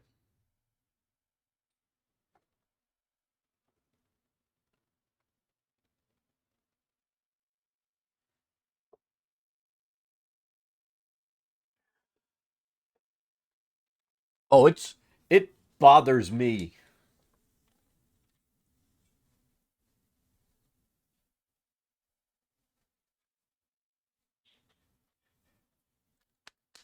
That'll take care of it. My screen clamp. There we go. And now keep it. It tends. I've got an overhead, a ceiling fan going, and it tends to make it move a little bit.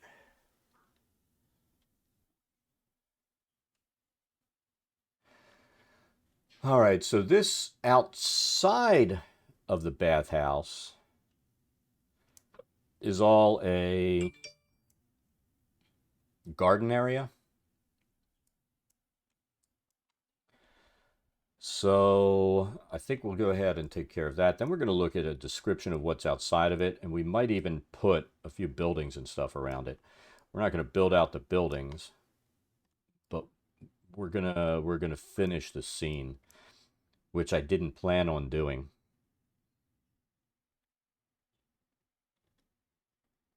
So nature, grass. There's going to be a pathway and stuff around here, but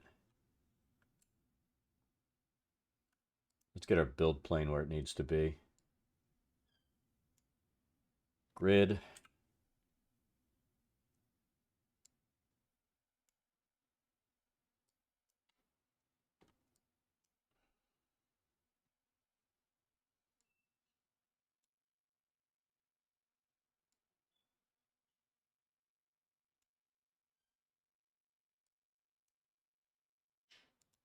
Build light. Come on, move. There it is. So that'll be our build plane for this grass.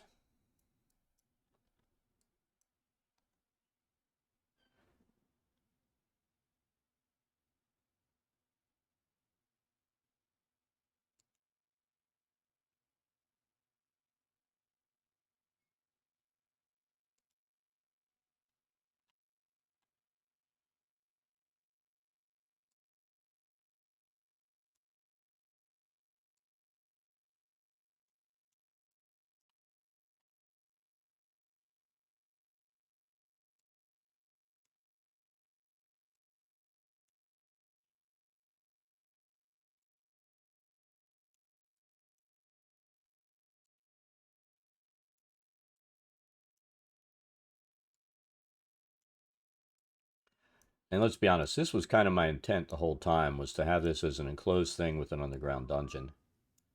It may work, it may not. I want to try to make it so it's playable.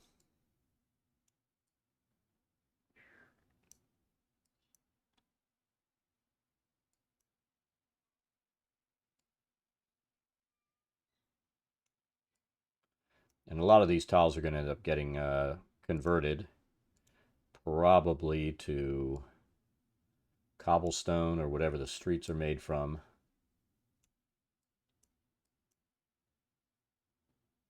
But, we need to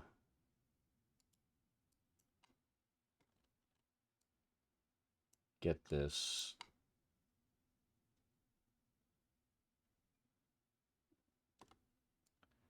So we're going to have to bring that out down there a little bit. Let's do this. So this will be the outside right here.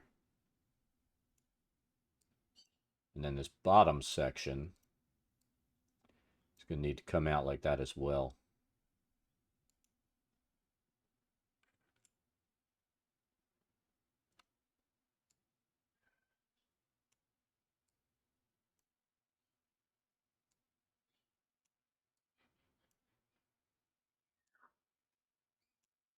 See if that lines up.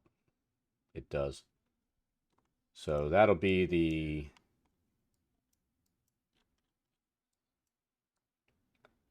enclosed section right there.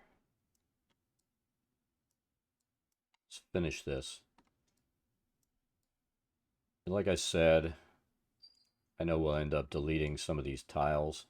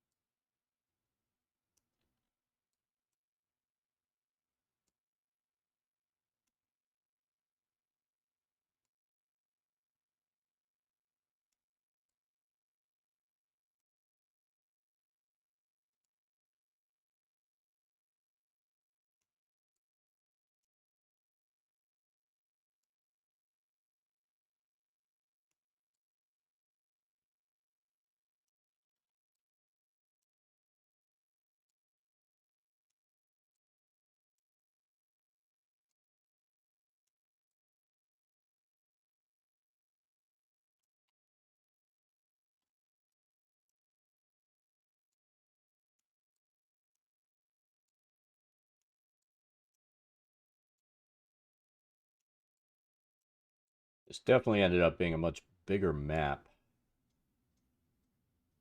than I anticipated.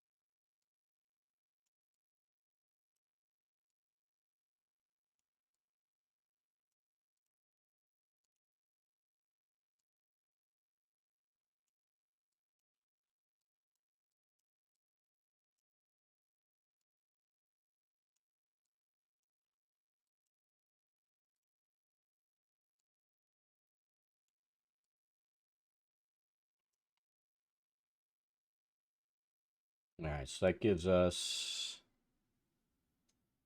total enclosure, right?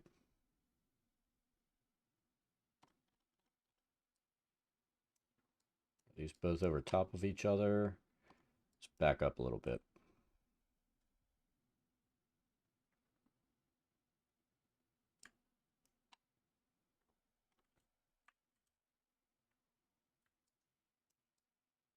Yeah.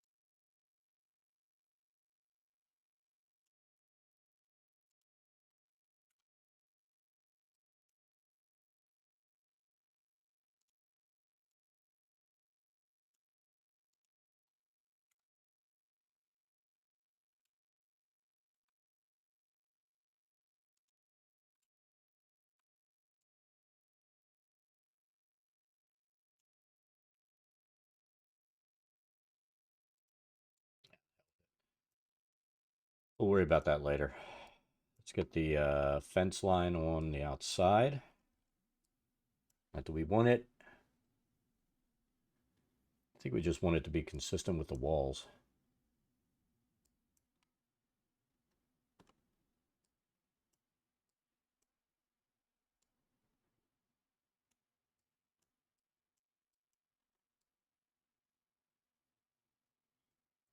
And then we'll start worrying about, I think we're going to decorate top down.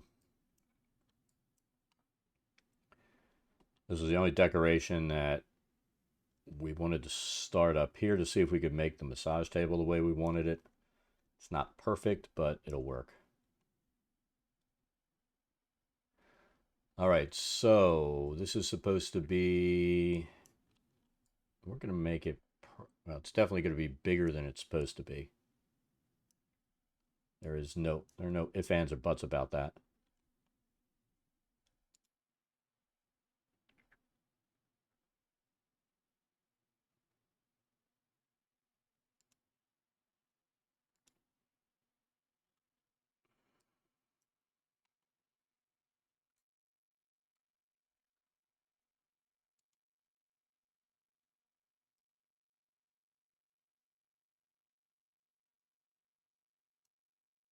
So it's supposed to be 15 feet across. These are 10-foot squares.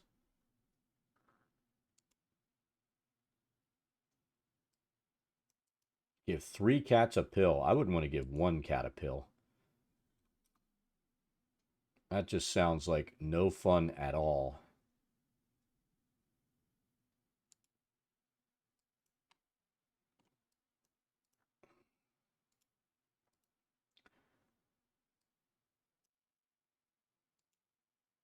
Yeah, cats have that earned reputation of being a jackass.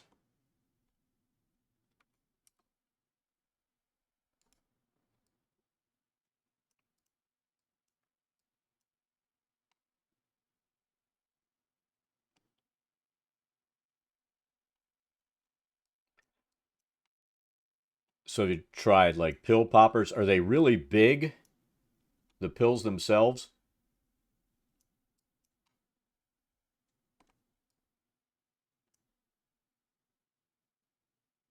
Or are they reasonable size?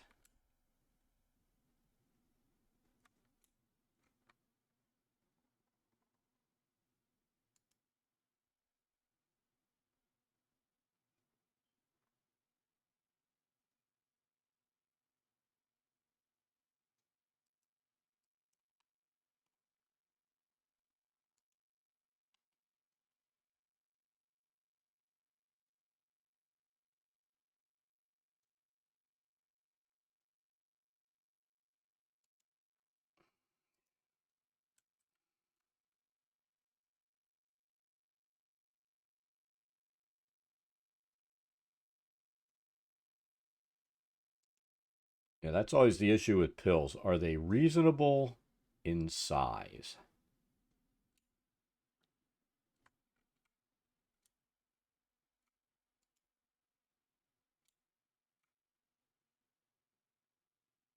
Because if they're not, that critter's just going to be like, nope, not having any parts of that crap.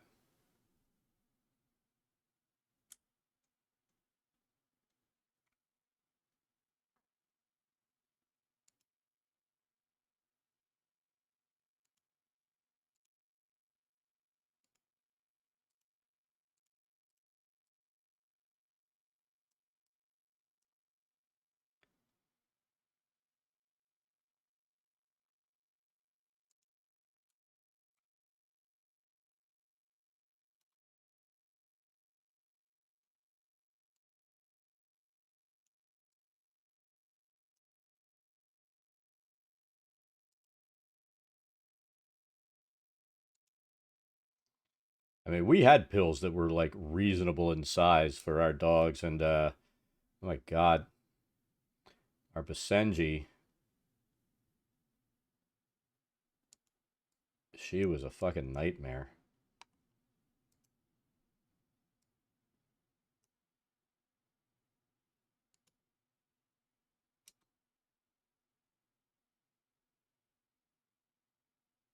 She was determined to do what she wanted to do, and I think the worst part of it was, you know, it was the which meat are you going to be willing to take? Every day was the which meat challenge. That's pretty much it. Which meat will you be willing to eat your pills in today? And the which meat challenge is not fun.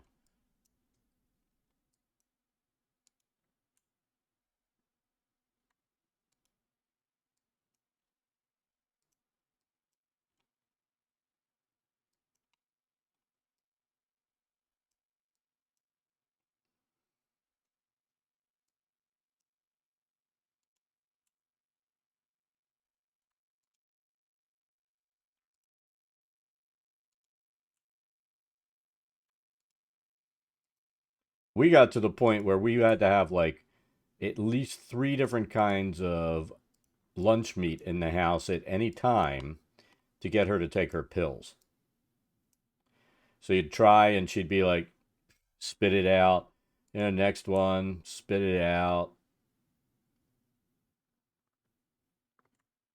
The next one, chew around it, spit it out. You know, like she's pitting a fucking olive or something. Drove me crazy.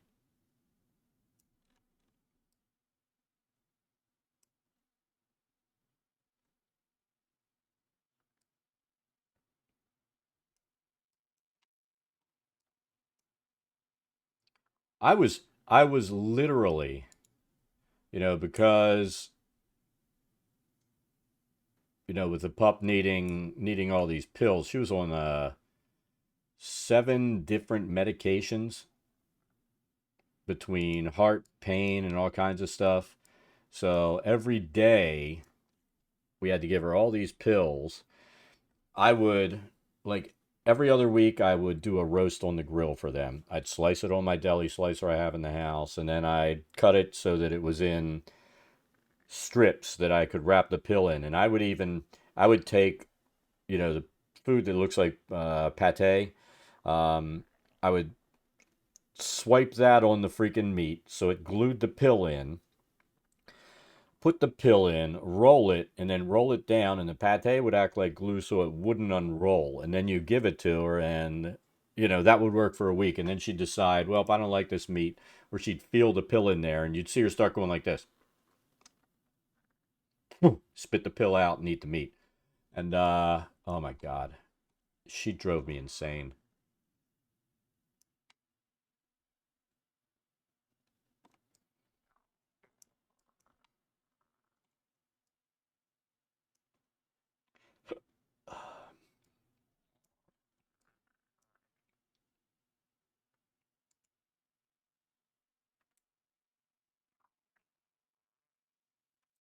All the other dogs would be looking at her like, "What's wrong with you? That's meat. Eat that shit." And she's just like, "Nope, not gonna do it. They're fucking with me. They are trying to trick me." Which we were. But come on. You're getting meat every day. And that's pretty much what the other dogs look like. They're like, "You're getting meat. Just eat that shit. We'll take all your pills."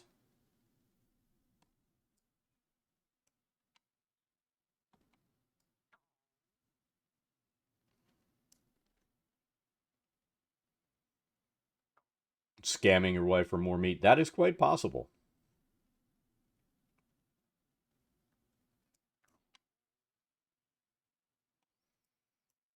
Sometimes I feel like those little bastards know what they're doing.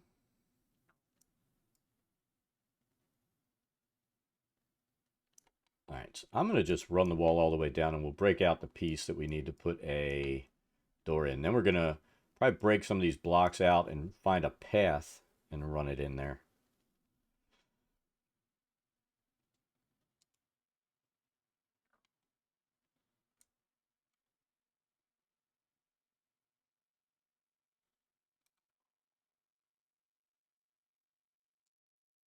Pets and kids, man, they're both enough to drive you to drink.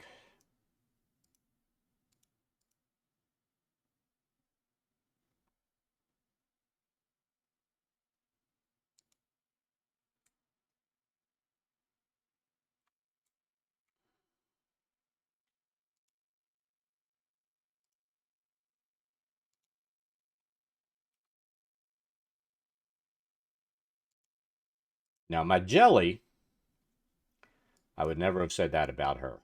She was perfect.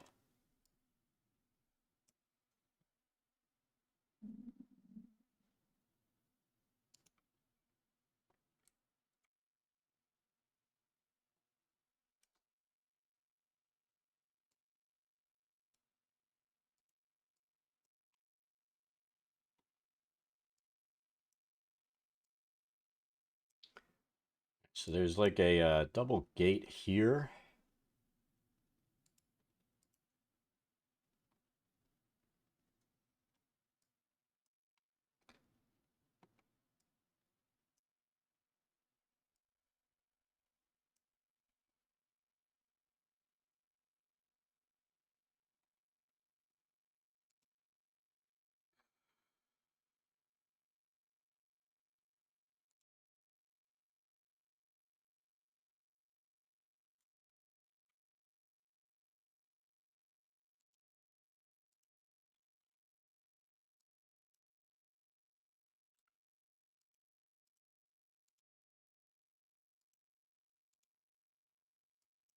Perfect.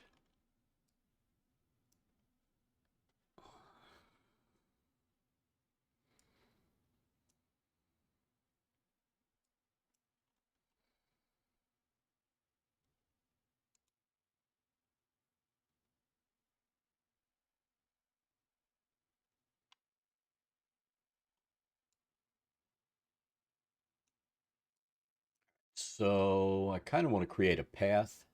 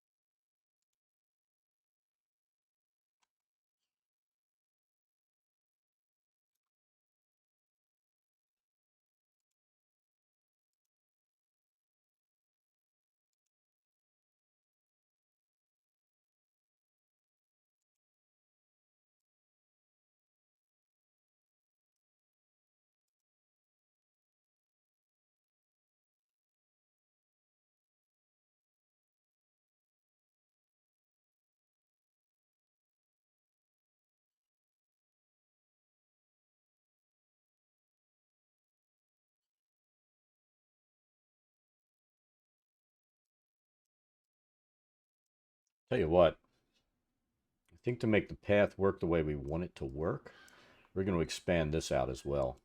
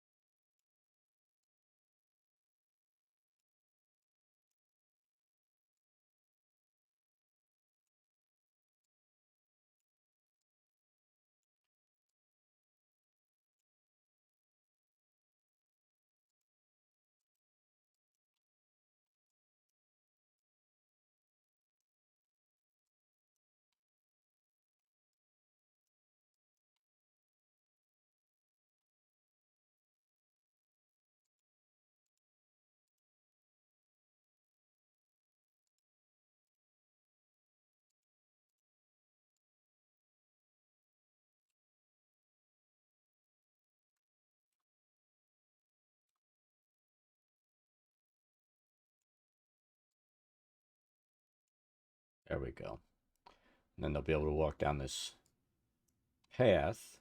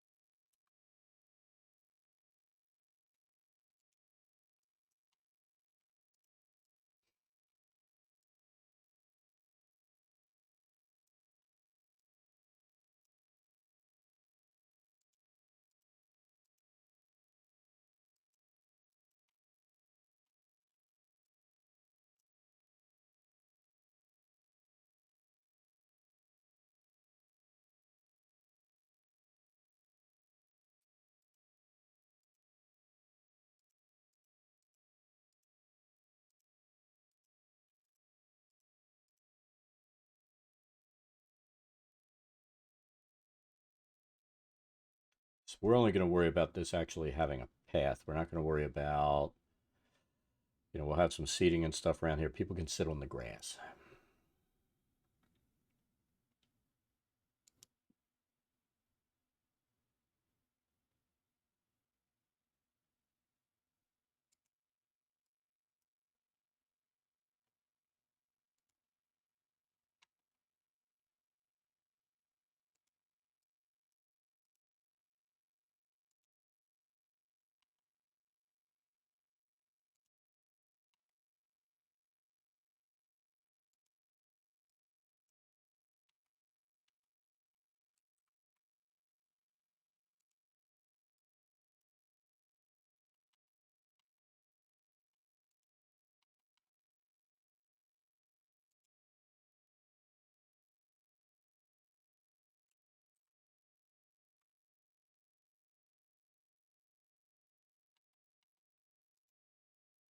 Did we really just build that below?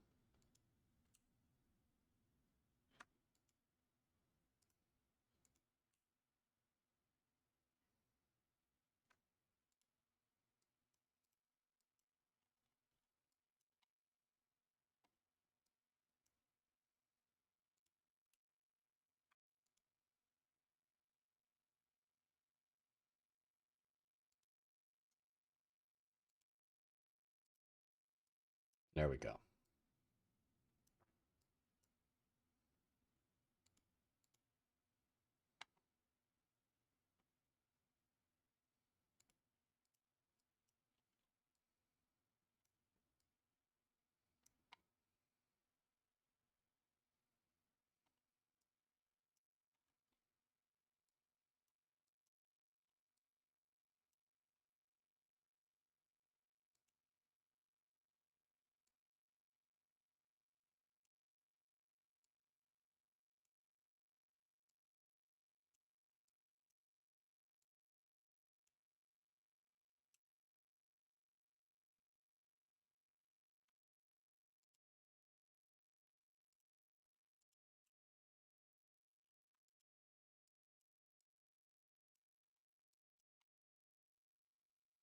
So there's a path.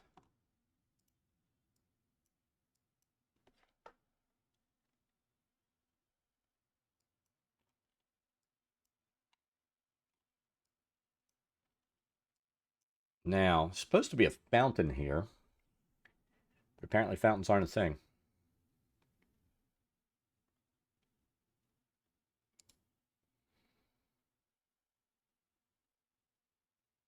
Miscellaneous exterior, let's see.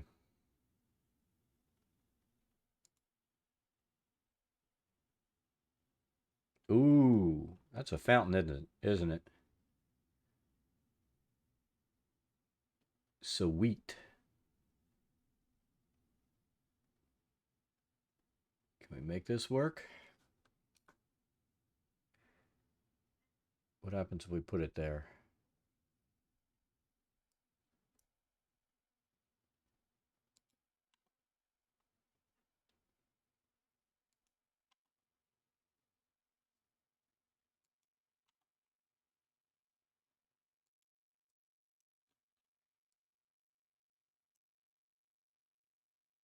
This won't fit over there. We're going to put that, we're going to leave that fountain like that. That's fine. Fountains are a thing, but they are fucking huge.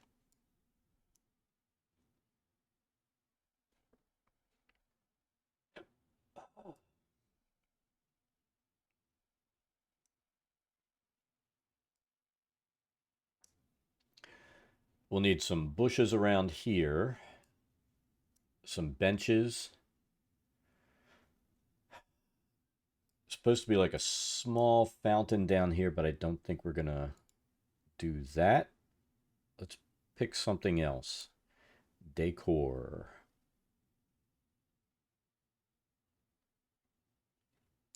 Statue.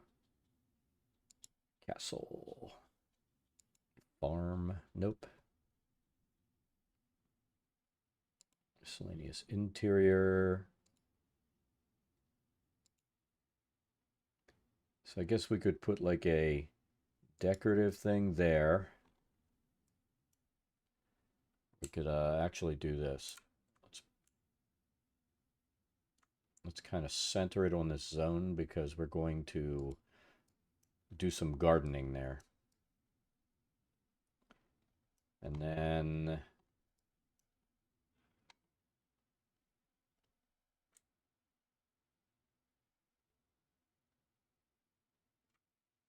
put one here.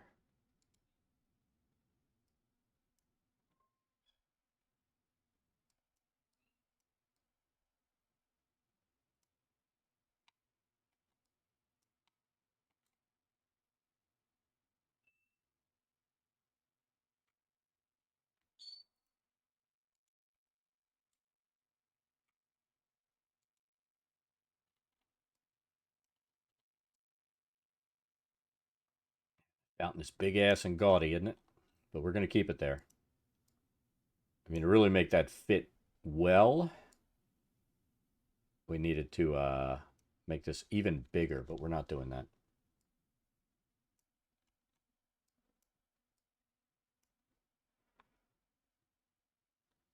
All right. So, nature. Plants.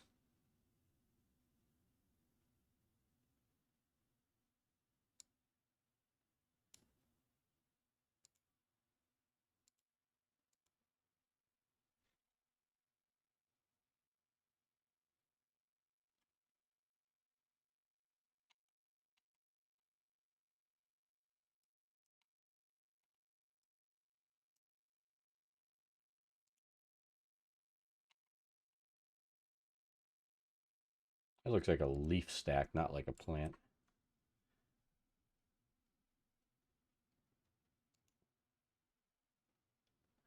There we go.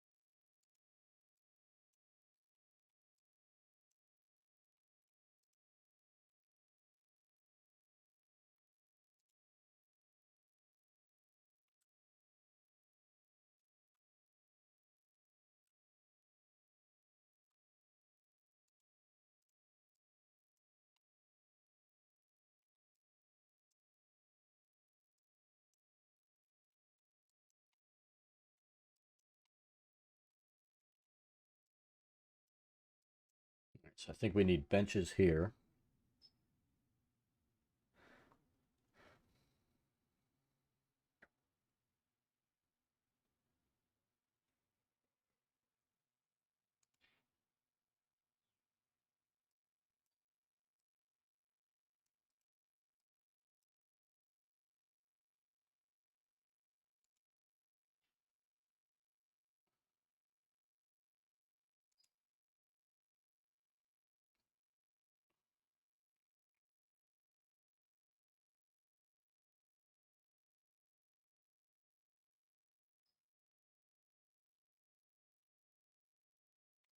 That sounds odd. A rabbit folk monk.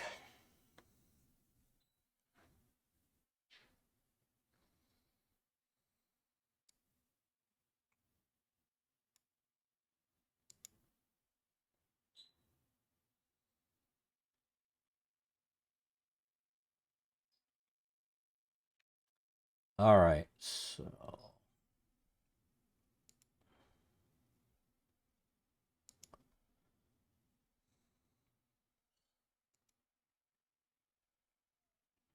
we're seeing if miscellaneous exterior has any type of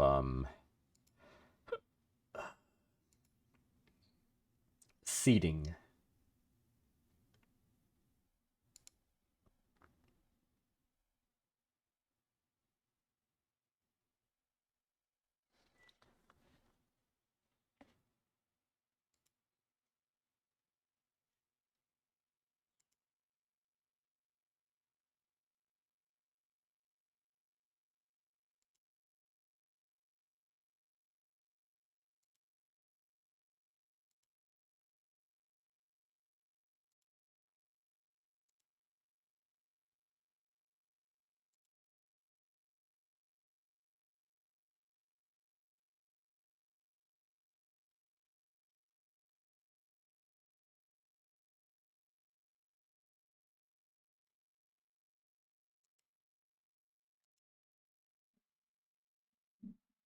No seating there.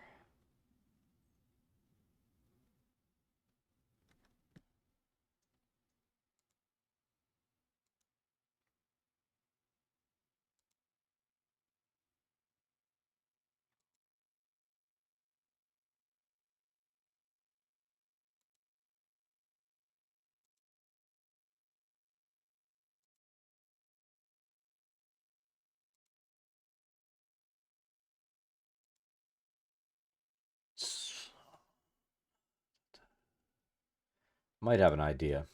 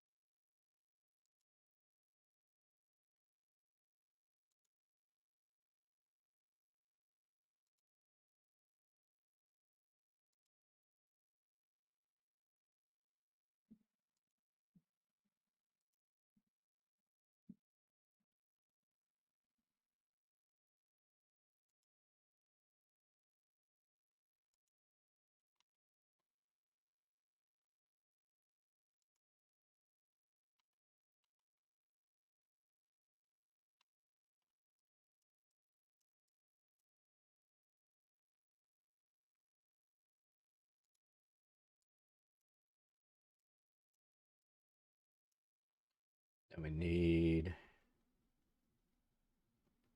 bench, bench,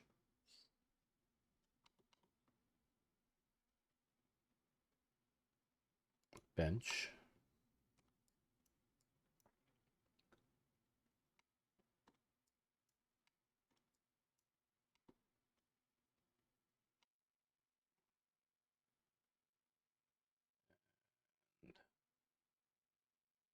Bench.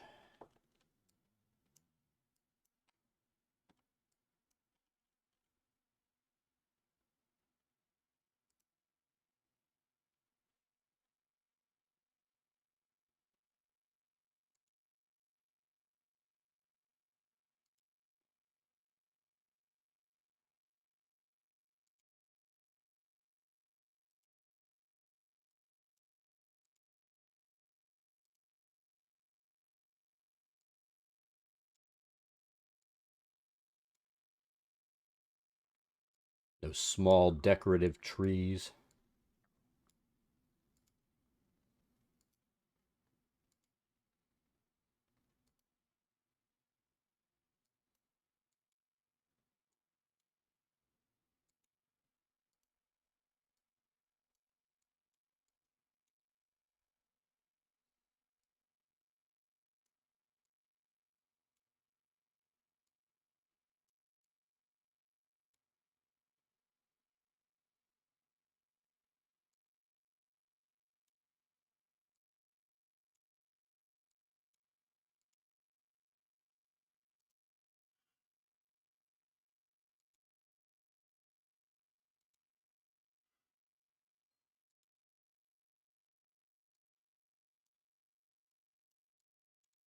Shit.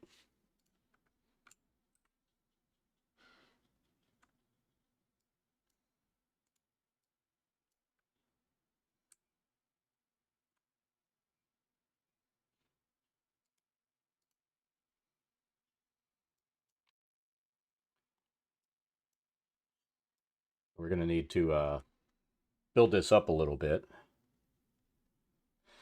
and put a roof on it too.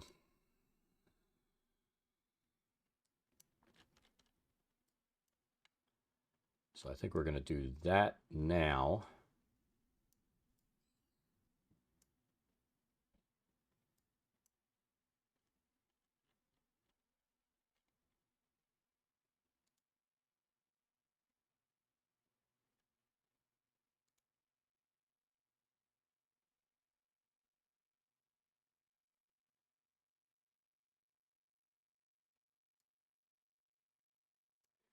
I want to look at a building description of this just to make sure what we're looking at.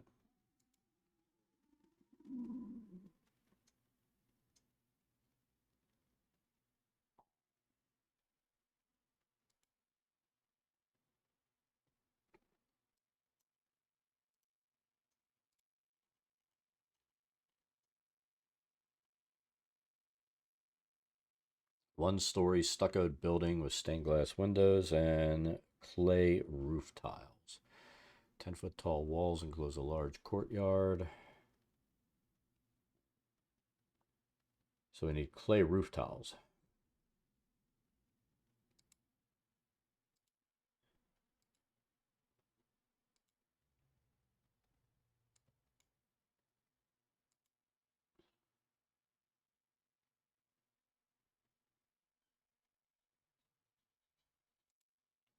The tavern has not clay roof tiles. Rural has this. Morgoth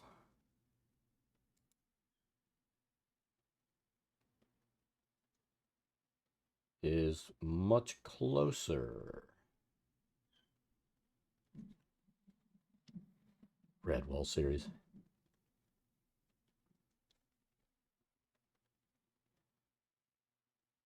So I'm thinking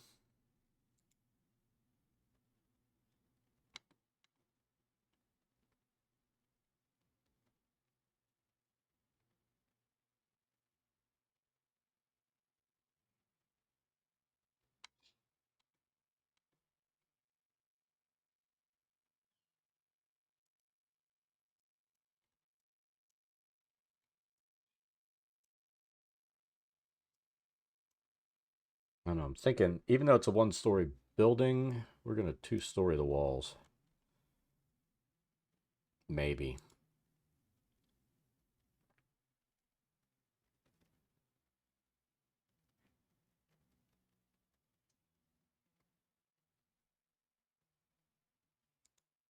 How big is that going to make this thing?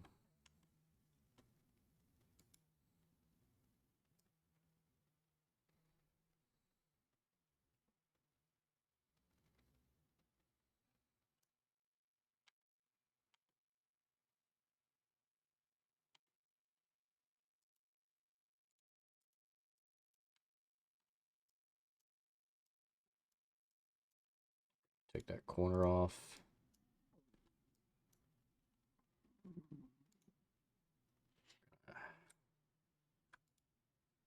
There.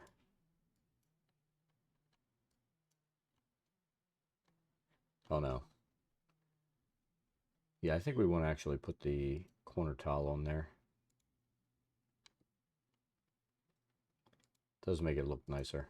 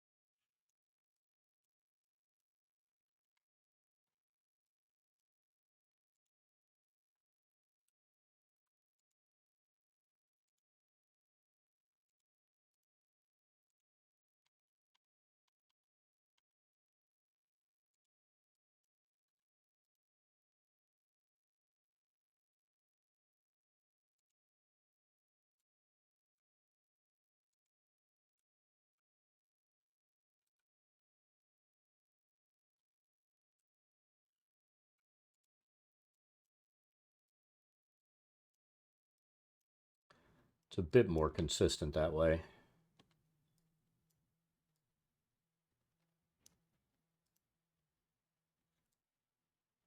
So do we build it up or leave it as described at single story?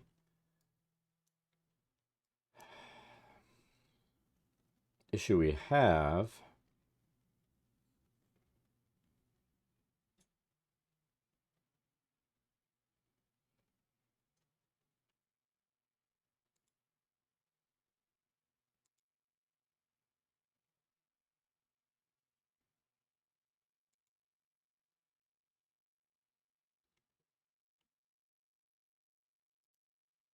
here's the thing, we could do this, right?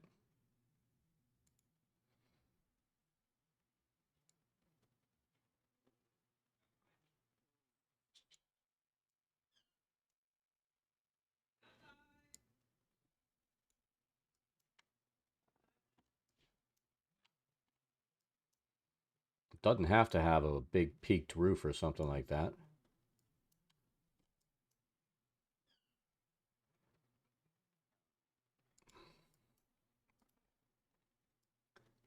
Or a sloped roof even.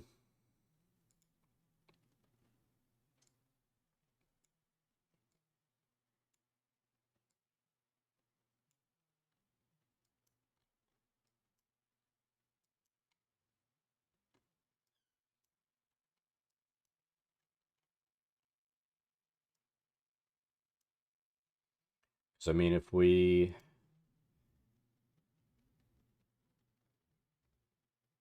went in and did this,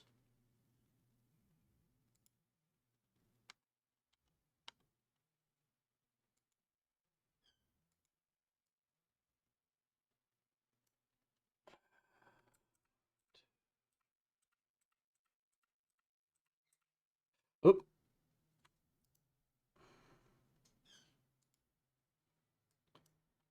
So I'm not, you know what? I think we can do it this way. Let's,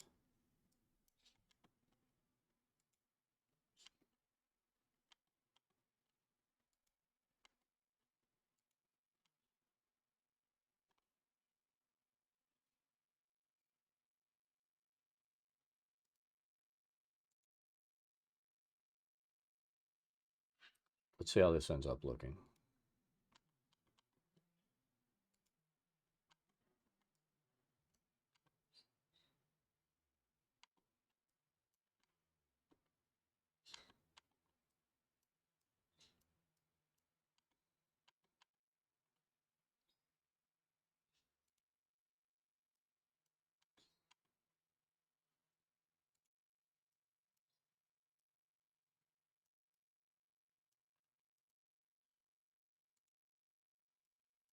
So if we do it this way,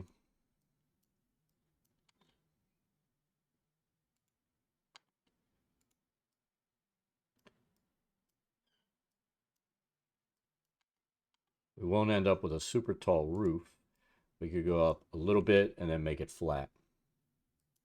So let's do this.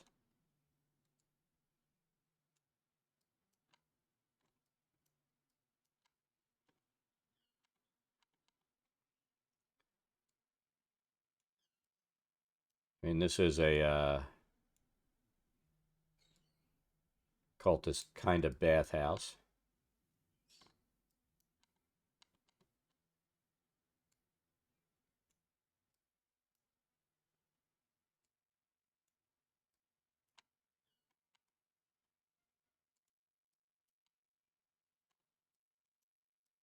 And this keeps with the one-story aesthetic.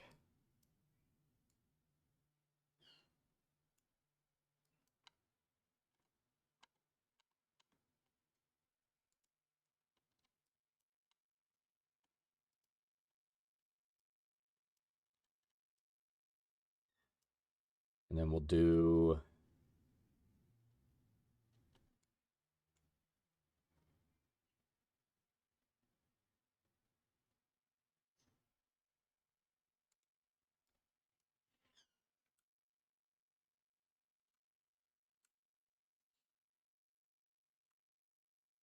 this.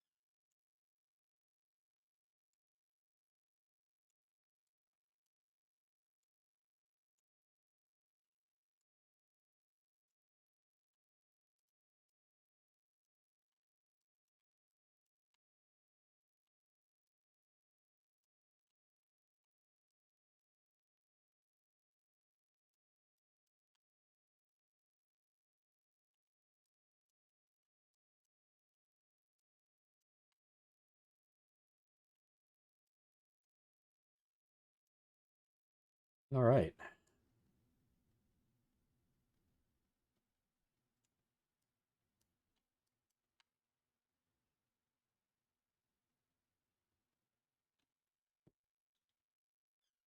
So that gets to where we have our roof on top building done. We have a lot of work to do yet. So let's find some pillars here.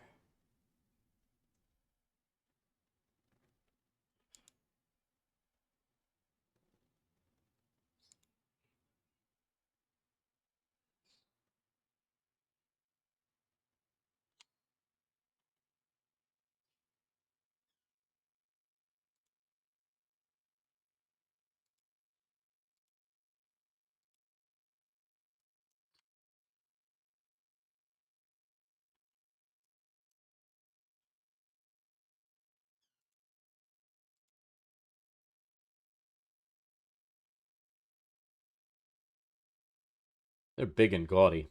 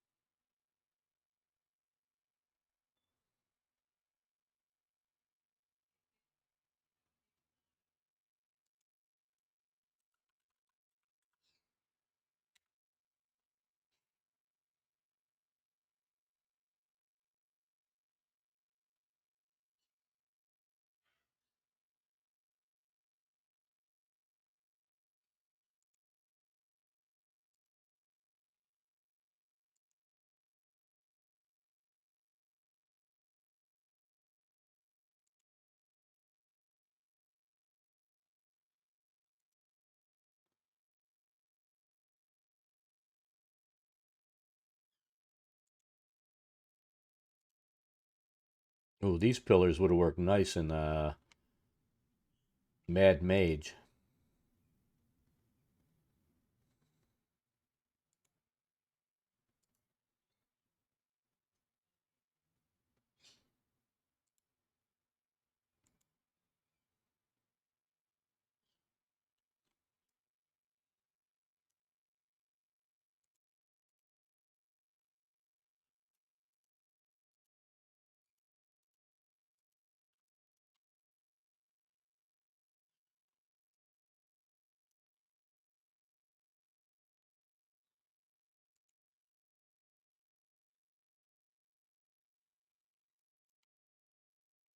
Let's see, we need 6 of them. 1, 2, 3, 4, 5, 6. So we could go here. No, I didn't see that.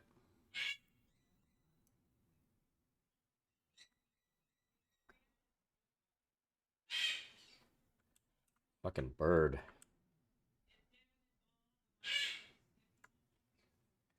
So 1, 2, 3, maybe. 1.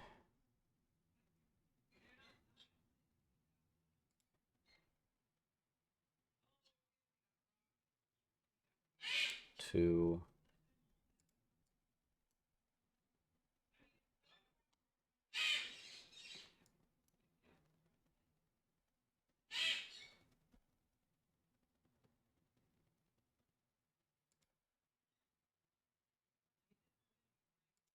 3.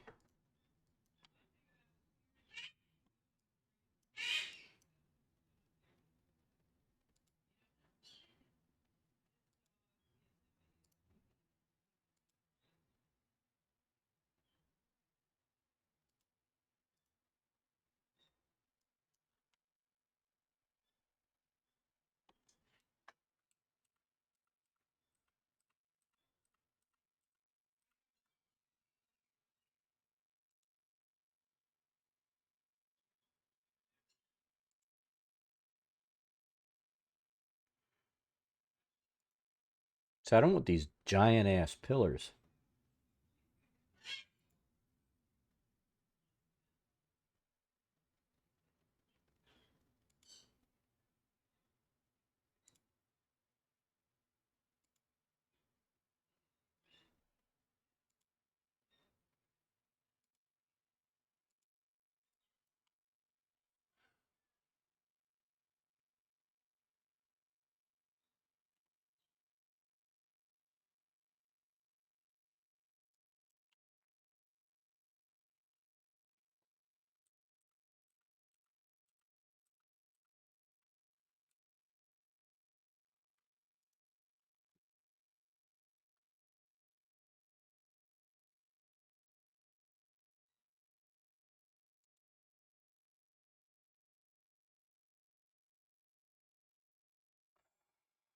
I feel like we're stuck with putting these things in. But I think instead of putting in the 6 that it shows, we're going to go 1, 2, 3, 4. That'll open the room up a little more and it'll work.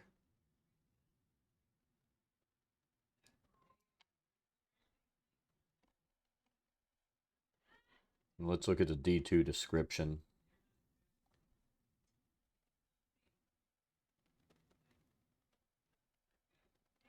Walls of this 20-foot high chamber. So this really does. See, it says it's a 1-story building, but it's a really big 1-story building. All right, fuck this.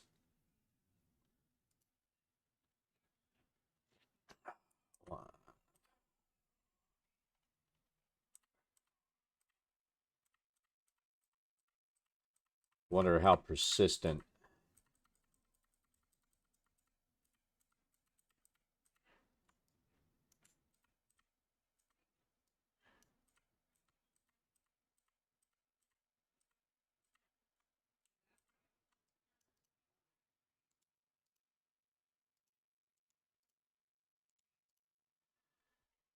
So that answers my question right there.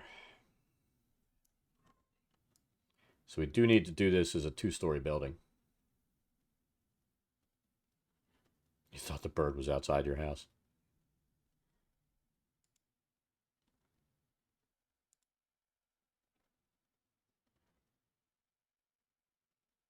All right, so let's start.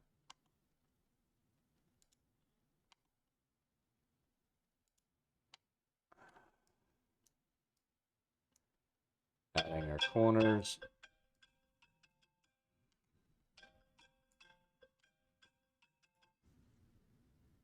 Yeah, we know that was a bullshit call.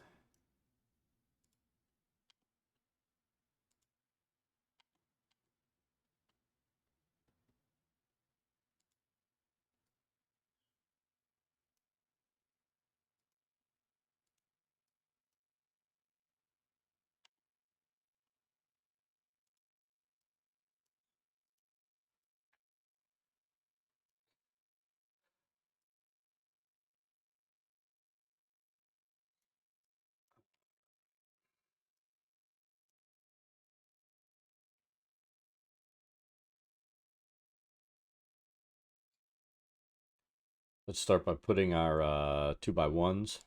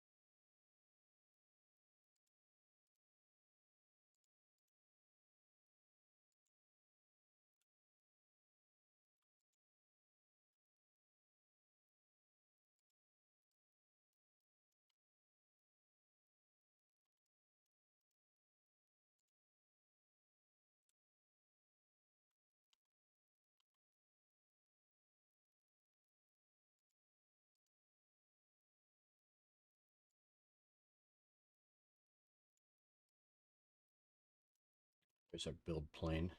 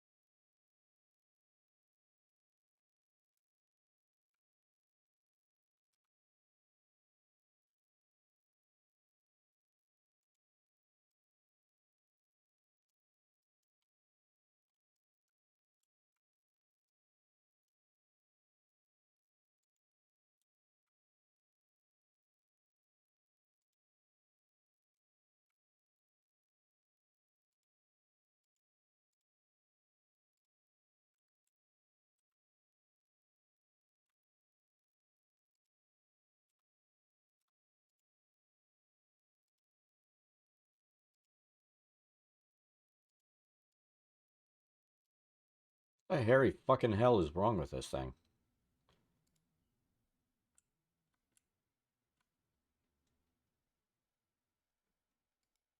There we go.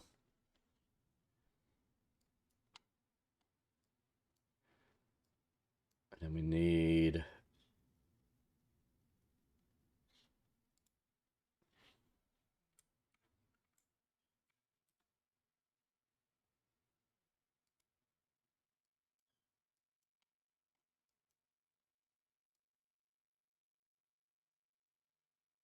So that works there.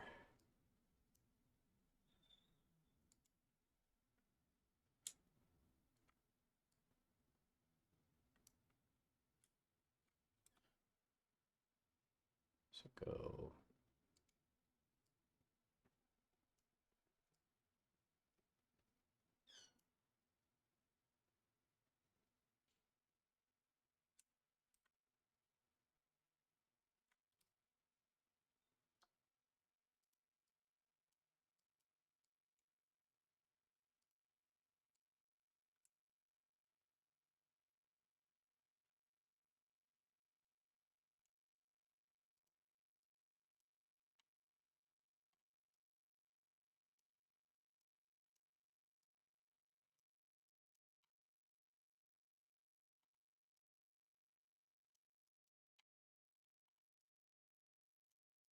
We built this whole wall out too far? I think we did.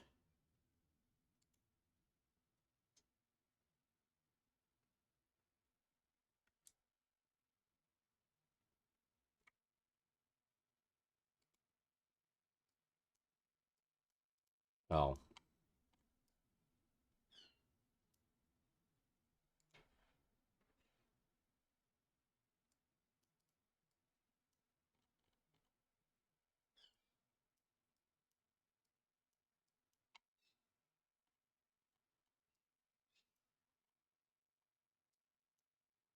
Curious what we did down there.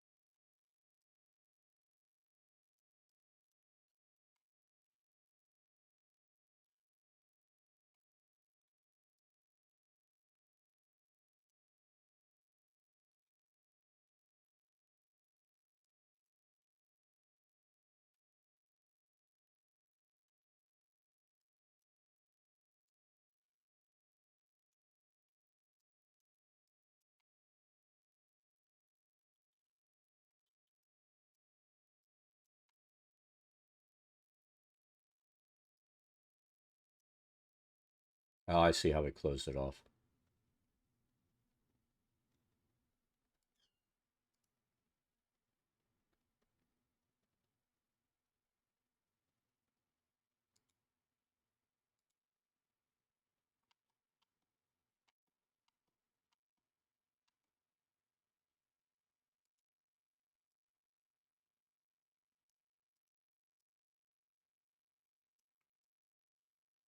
All right, we're good.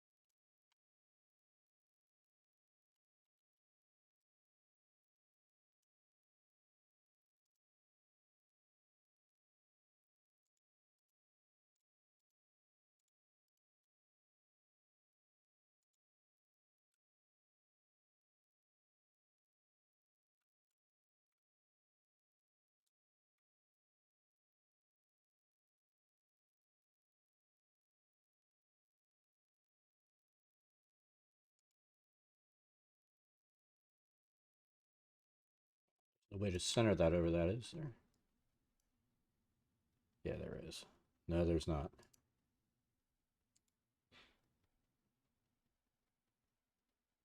I mean, if we did that there and that there, the wall is going to interfere with those windows. So while we'd like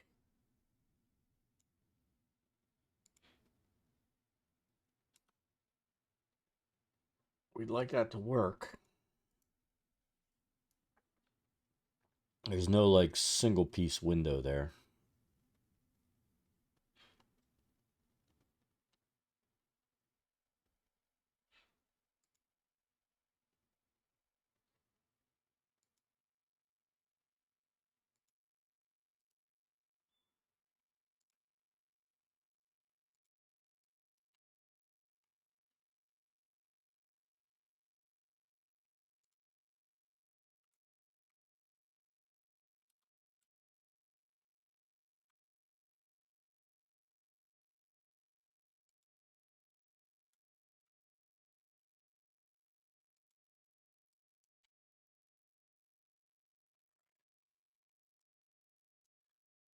Make sure there's nothing gimpy in this build. And there is. A little bit there.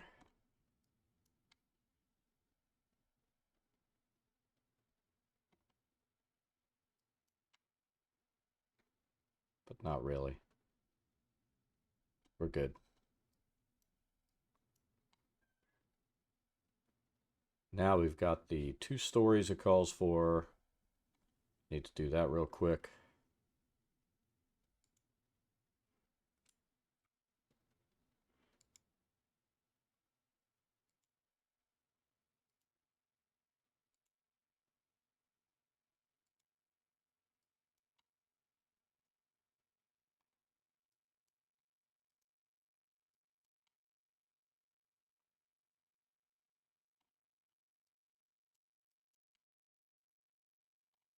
Just need to do this interior wall here.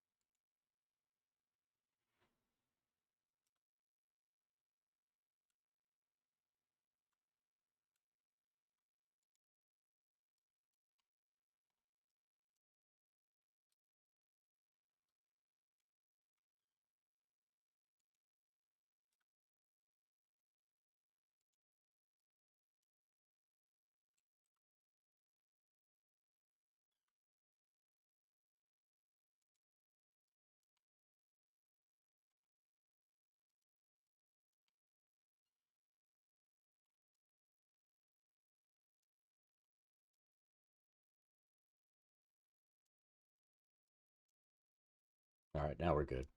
We didn't pay attention to that.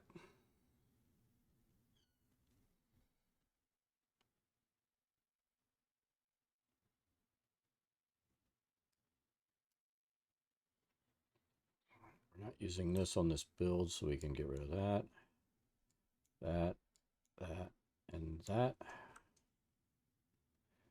Because we're done with that on the bottom part. Let's get our roof pieces we're going to use here as well as the pillars. So we want the 1x1s, no 2s.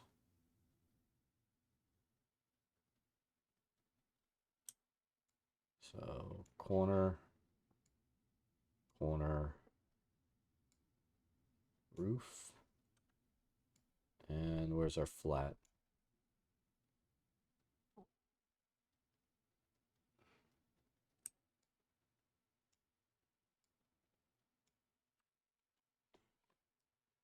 All right, now we can put the roof back on.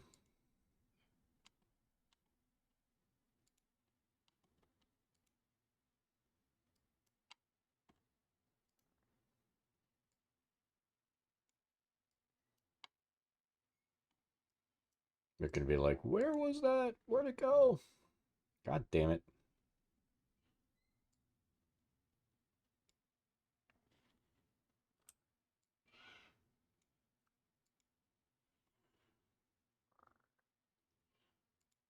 There's that. There's that.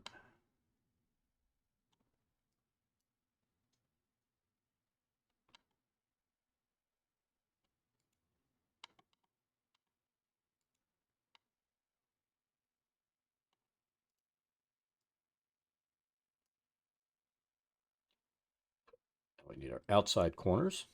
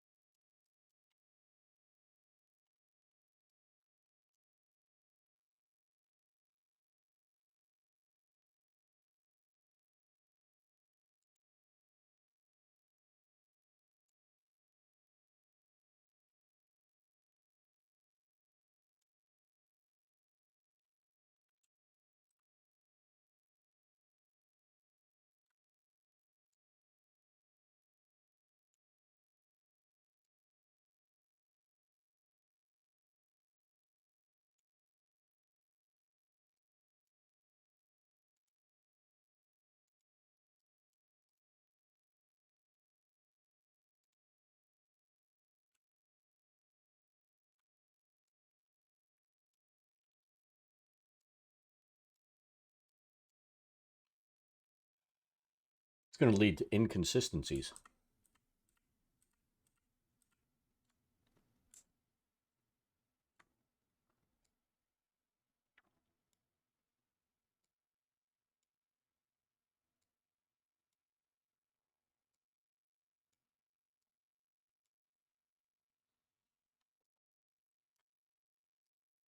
All right.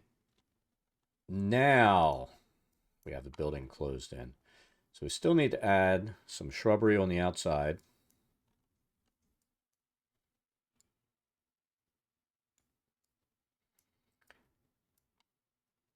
We need our pillars in here. Like I said, let's see, 20-foot high pillared chamber, adorned with frescoes of bathing royalty. We don't have that. Natural light streams through stained glass windows, creating colorful patterns on the tiles. Can't do anything about that. 3 shallow sunken pools contain scintillating perfume-scented water. We can't fill it with water. Don't have white marble benches. We'll have to put something else in there. And each of the things has brass faucets. Now, I think the only thing we really have are these big-ass pipes. Um,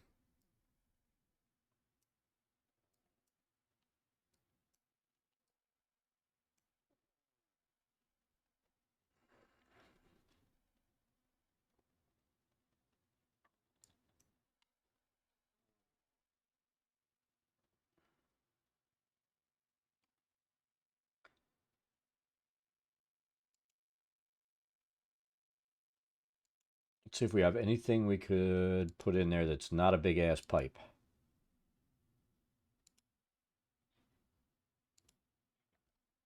See, big-ass pipe.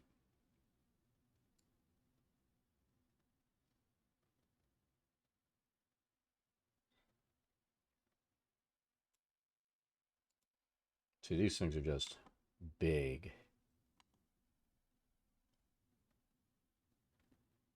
And I disagree with the use of this. Unless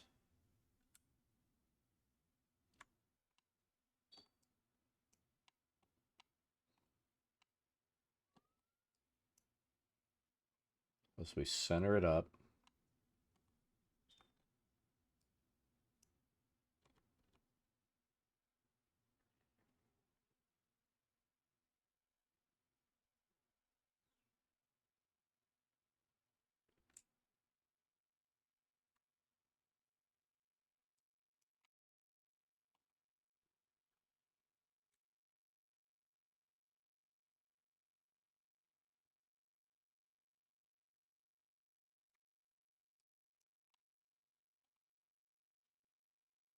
We could do that.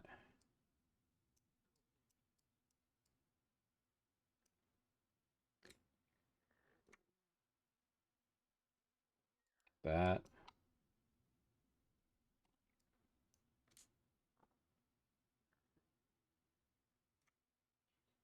And that.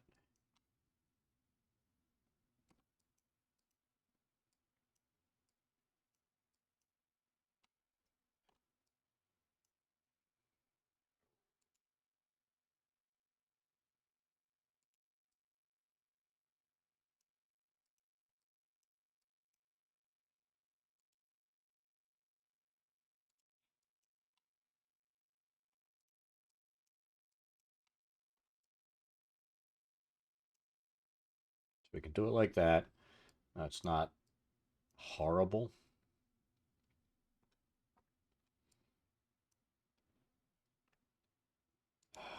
Let's see.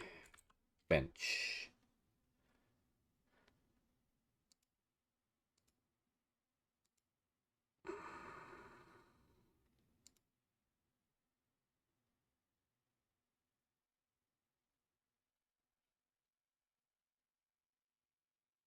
So like this one has a bench back here.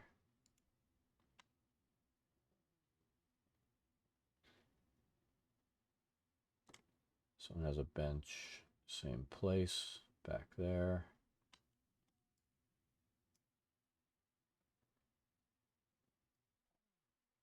And I know centered is not perfect for a miniature, but can't do anything about that. And then this one is a bench right here.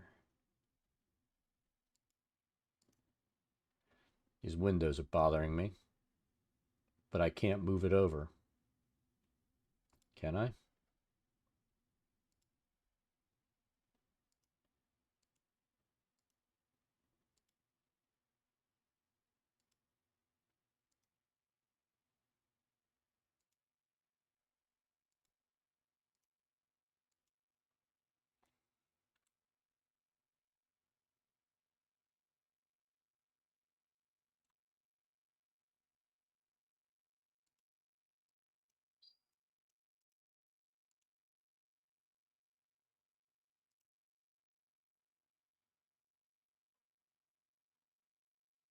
So we can do this. Castle.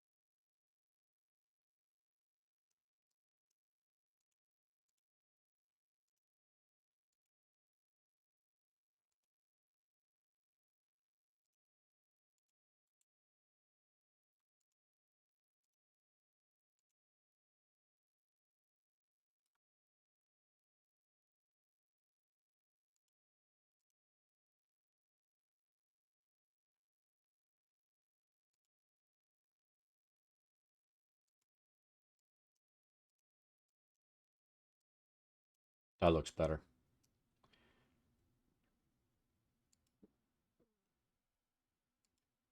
There's our bench.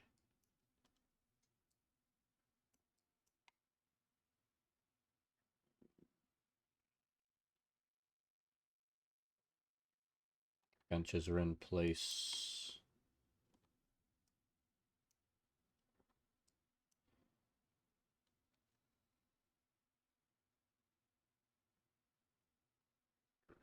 It's going to stay the way it is. That'll stay the way it is.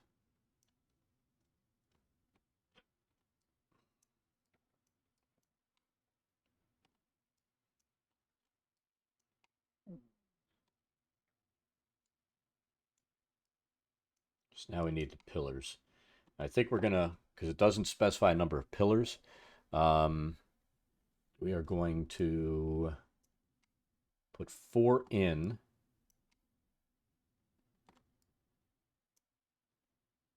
Like here and here.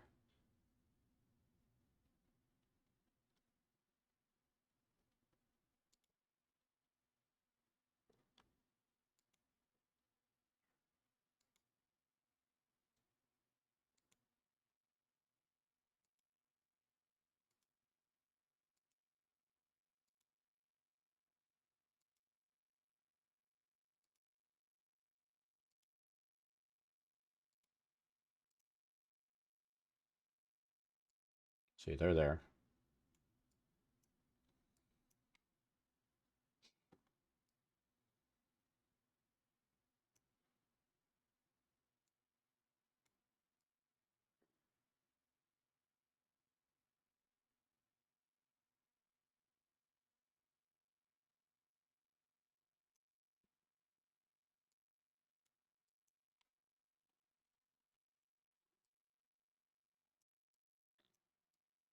And it actually does go up and support the roof, doesn't it?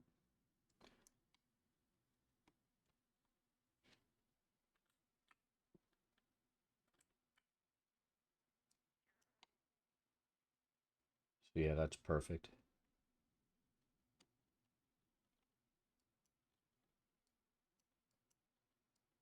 What's going on here? There we go.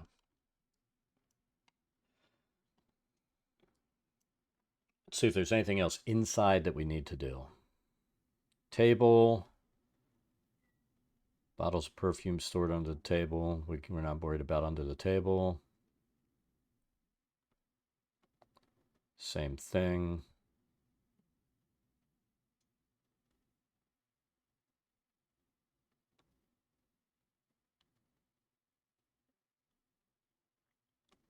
Dungeon's room or hewn limestone unlit. So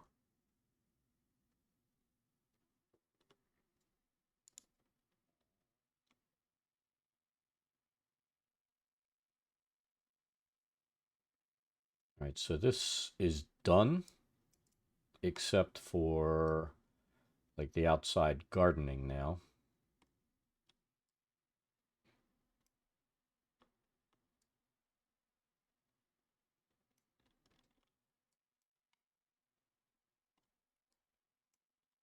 I feel like we got a fair bit done on this.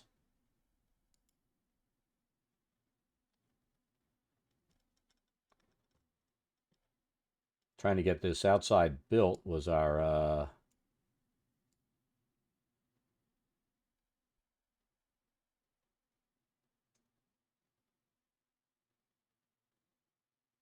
challenge for the day. Finish getting those walls, design the rooms, build the tubs. So we need to finish taking care of the gardens the next time. And then we can come into the dungeon and do what we need to do here.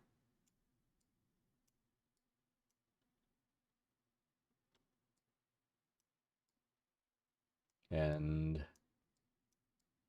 then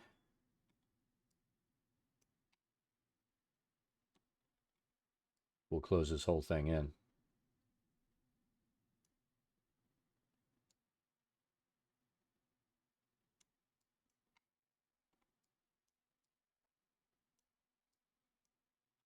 So I think right now we need to come out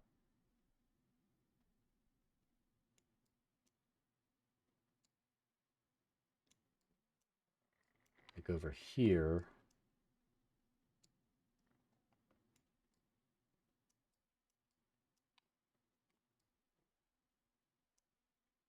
Let's see.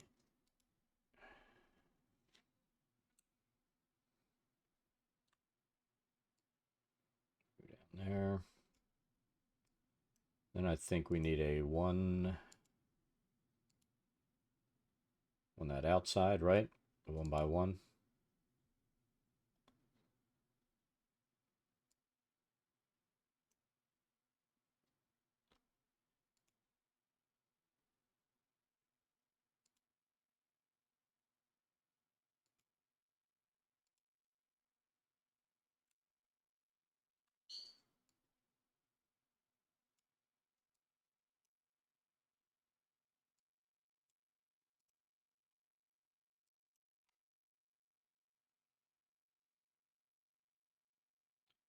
That's even.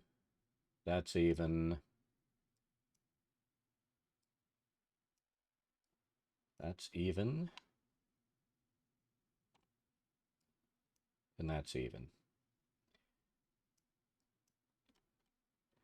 So the next thing we'll do is mess with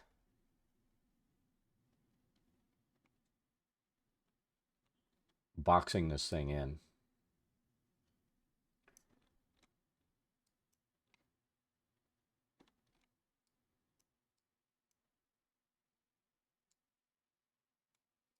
So as long as we have our level set right, we can come in here and start putting in all the props and everything that we're going to need.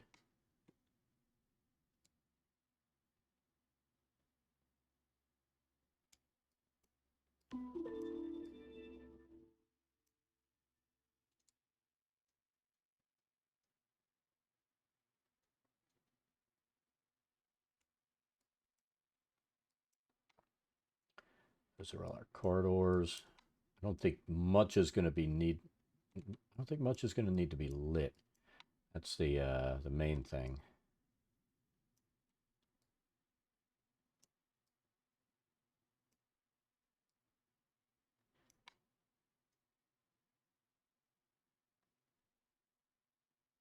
So we're good.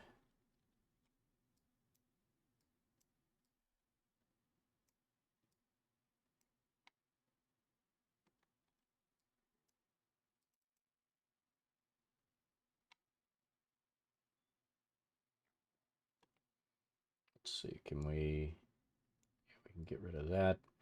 It gets rid of some floor though.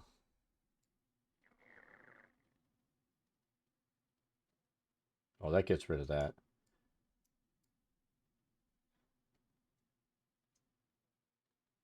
So we're good.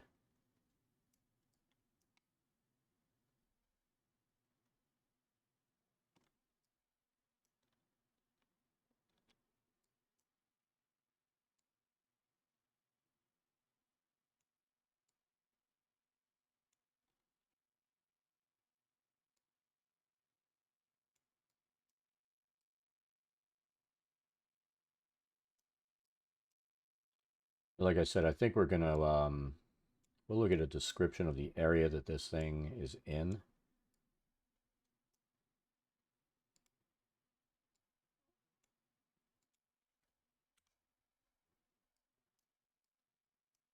And we might build up the neighborhood a little bit. Not much, but a little bit. So we'll need to cobble the street.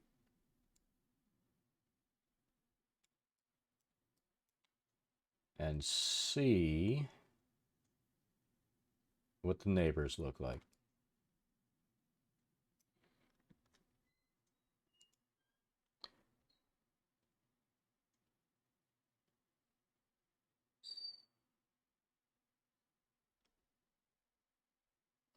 Stained glass windows, clear, tall walls.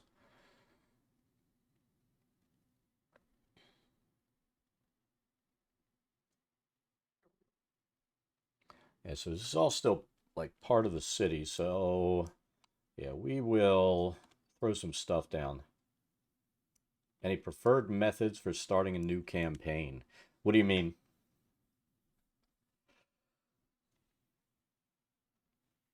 As far as getting them what? Drawn in?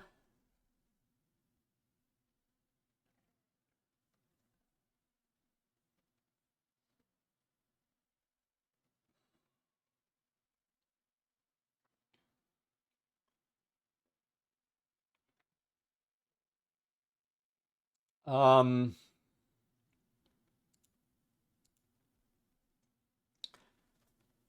I mean, it's going to depend on the scenario. Um,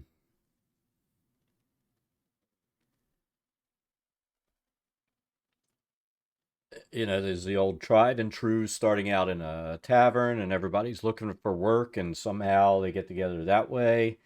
Um, it helps if the party knows each other before they come in. I mean, that's a quick starter, or at least a couple of them.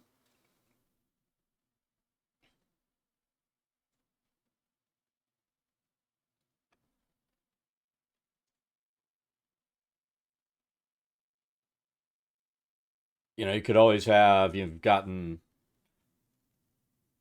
your each party member receives a summons and they don't know anybody and the summons is maybe from a potential employer. They come in and meet and he's like, you've all been called here, and you go from there. There's always this kind of stuff. Yeah, exactly.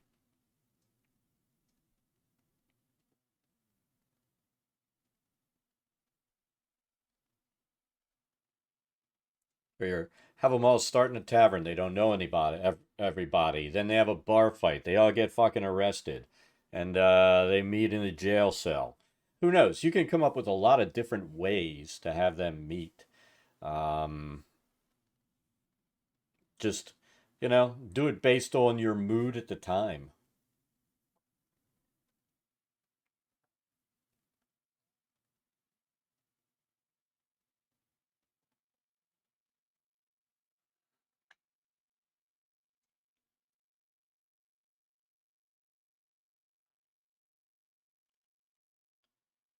I mean, there's no set way to do it. It just depends on So a lot of times, I mean, if you're running a pre-written, it's going to tell you how they're going to meet. Usually, the reason for being there and all that kind of stuff. You're all hired as guards for a merchant caravan. Then an attack hits, and you all, you know, conflict will bring the group together.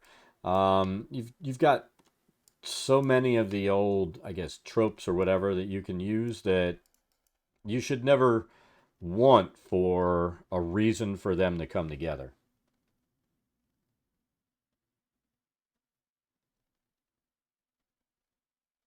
Yeah, exactly. They all show up. It's like, what the fuck? You see other confused people. Then you see that evil looking house that you know you shouldn't go to, that you're going to go to. You know, it's all pretty.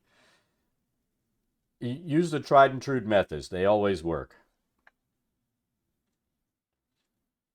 You're on a ship, you don't know anybody. In fact, you get right to, you're all on a ship, none of you know each other. There's a terrible storm. Y'all get ships destroyed in the storm. You four are the only survivors that come up on a beach. Bam, done. You don't have any gear because you otherwise would have drowned in your plate and your chain. Make them have to start from scratch.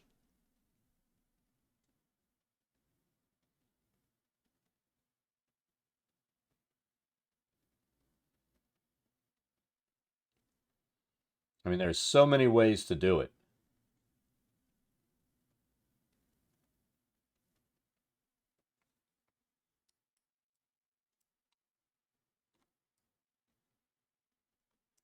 So I don't know. What do you think of our multi-layered map so far, Tal?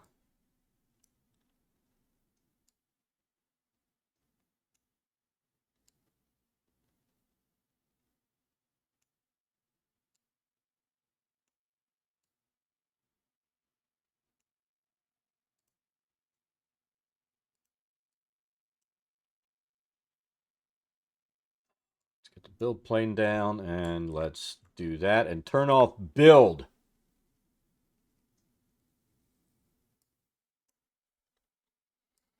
Yeah, the scaling and clipping would be nice.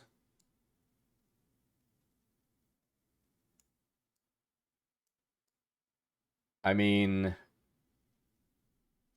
it'll work.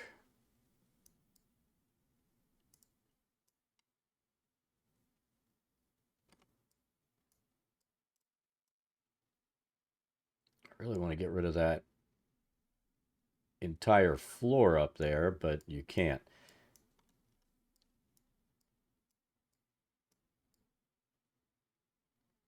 But the players will be able to play inside of here. My issue, I mean, these 5 foot wide corridors, while they're pretty fucking typical in dungeons, when you look at, dropping a miniature in here, this is the only time that I'd say I appreciate the 10-foot corridors.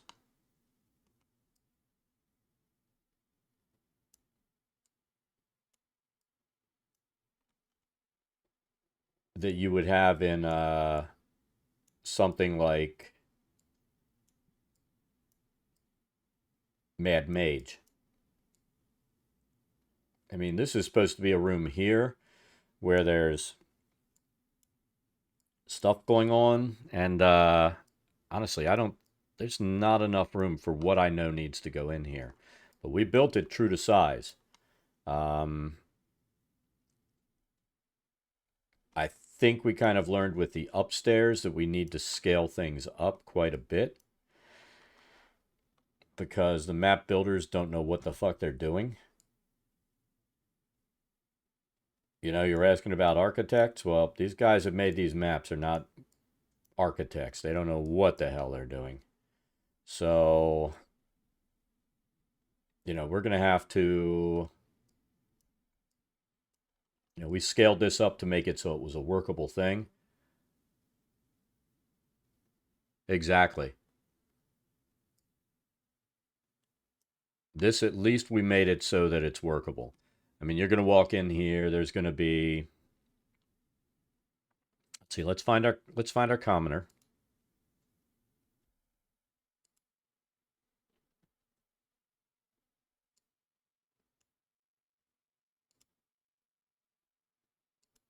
So there's our masseuse during the day, right?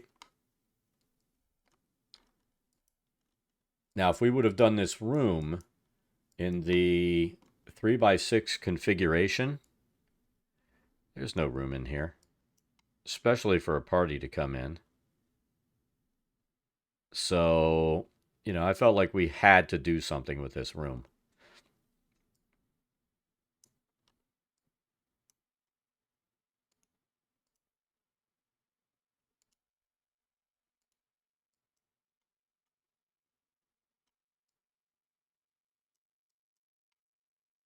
And then at night, there's a freaking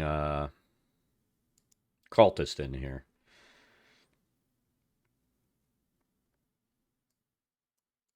So depending on how your party's going to approach this, you'll put in. This guy looks culty, doesn't he?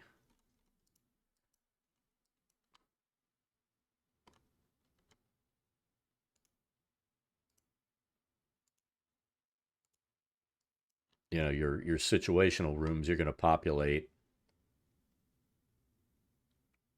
as the party comes in.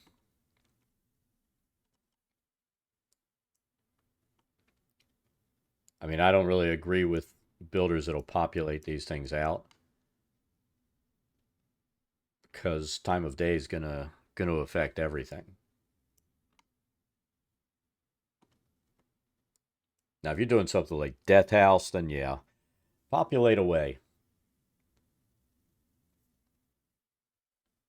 The only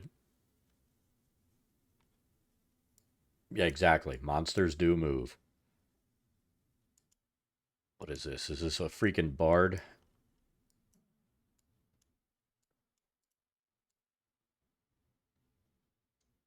A bard in plate?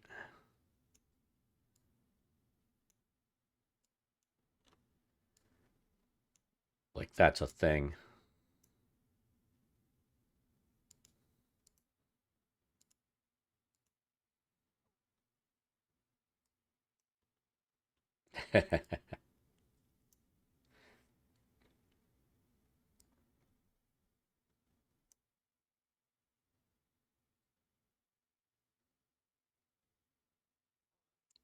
There's your normal bard. The annoying looking bard.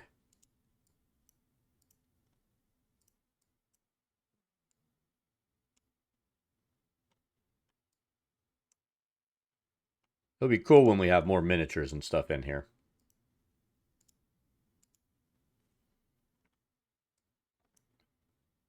But yeah, we'll keep messing with this for a while. We're having fun doing the mapping. Um, I'm going to decide how I want to, if I even want to make any of these available.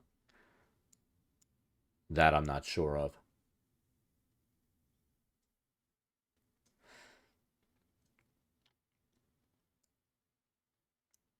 But we have a lot of decorating to do.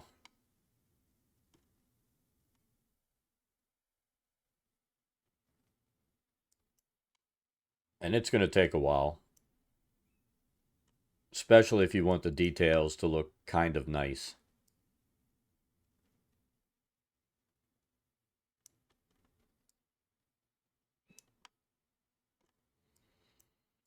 But it's almost 2. I'm going to go give Tessa her pill. And I'm going to eat some lunch. So, as my stomach's been making noise for about an hour. So, I'm going to do all that good stuff. We'll be back on Monday. I'll decide if I'm in a game or map on the fly. And we'll see what we decide to do then. But I think because we don't have any new games we're playing right now. Now, we finished off Valhalla. We're waiting for any more DLC that'll come out to come out. So we may be doing a lot of D&D mapping for a while and finishing stuff like this off. And hopefully getting more proficient with this so that we can create these maps a lot quicker. But everybody have an awesome weekend. I'm going to, like I said, give Pup a pill, eat some lunch, and everybody have an awesome rest of your day. We'll catch you next time.